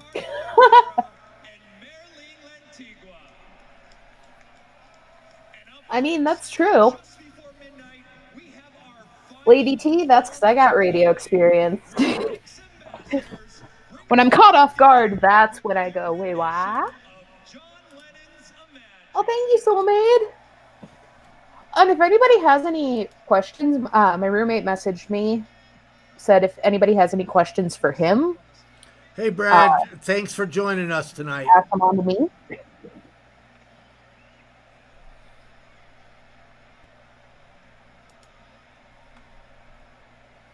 Everything's the same so far, yeah, but I mean, it's the start of a new year. And you can try that whole new year, new me bowl, but... And I figure I'm still going to be the same foul-mouthed person I was in 2019 as I am in 2020. Oh, you're not foul-mouthed at all. Mark, you haven't heard me super pissed off. I think everybody is like that, isn't it?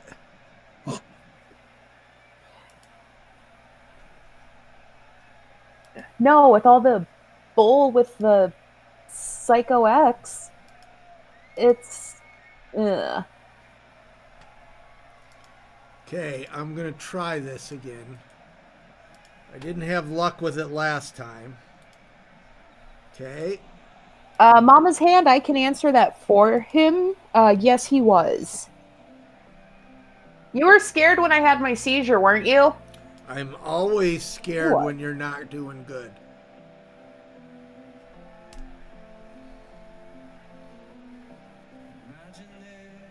Foul mouths are always honest. Oh, yeah.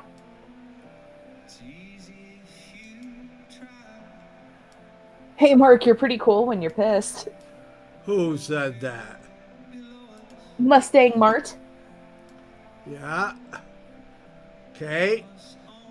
I'm going to make this work, damn it. I am. Watch. Ah!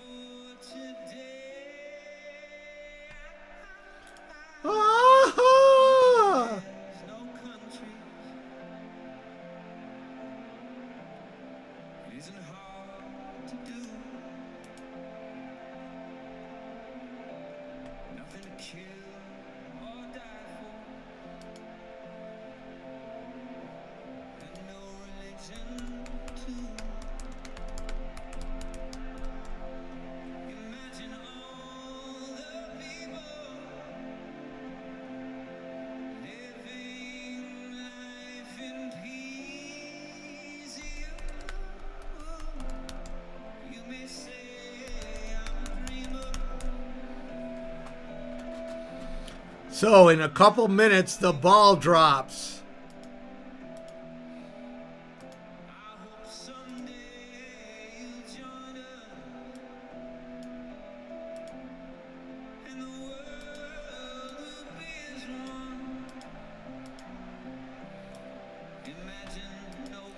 Okay, how am I going to do this now?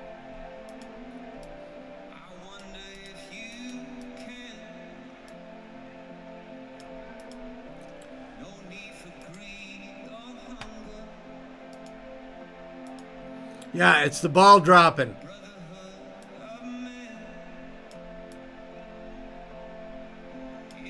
You've never been to New York City?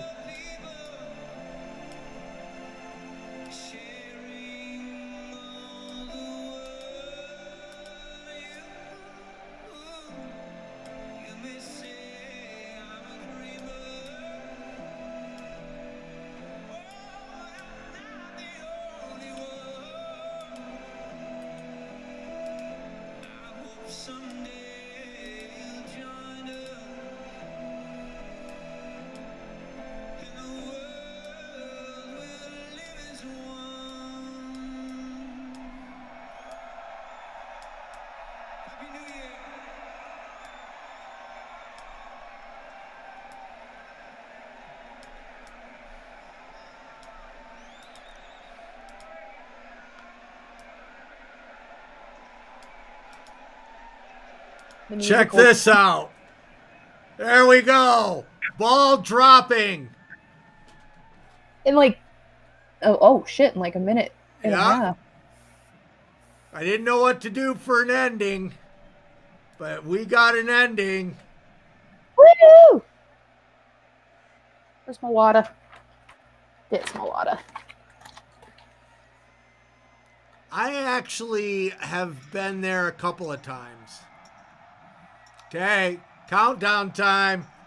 We all counting down?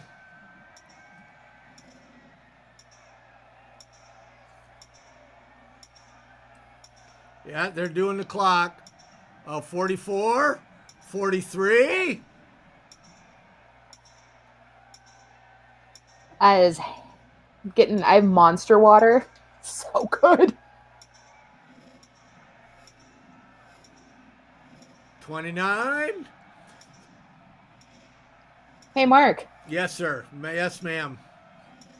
You made it to midnight. I did. Are you happy? Are you happy, I'm Mama? so proud of you right now. I'm so proud.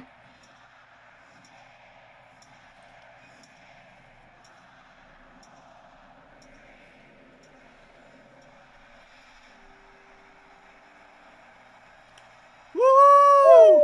Happy New Year!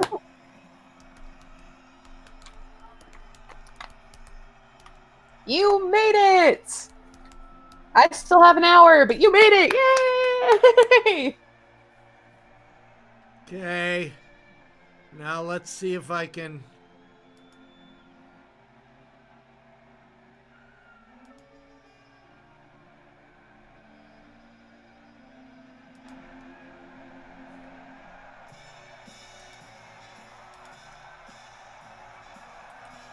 Oh, there we go. Let me get...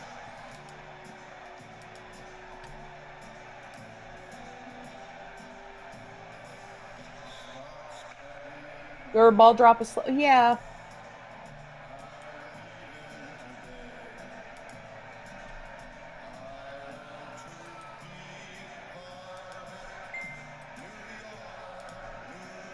Somehow...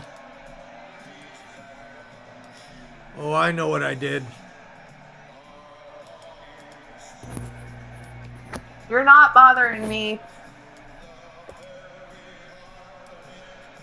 Happy New Year, Lady T! There we go. See, The audio, this is where I was having problems. Somehow that audio, can you guys still hear the audio? Or is it just me, us guys?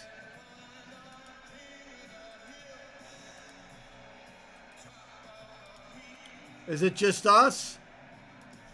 Crystal says a little, so Yeah, I don't know where that's coming from. I've deleted it all. So, TD, yes. Next is the Midwest. We have 58 minutes. yeah. Okay, everybody. It's 12:02 and this music is driving me crazy and I can't figure out how to shut it off. I did something somewhere and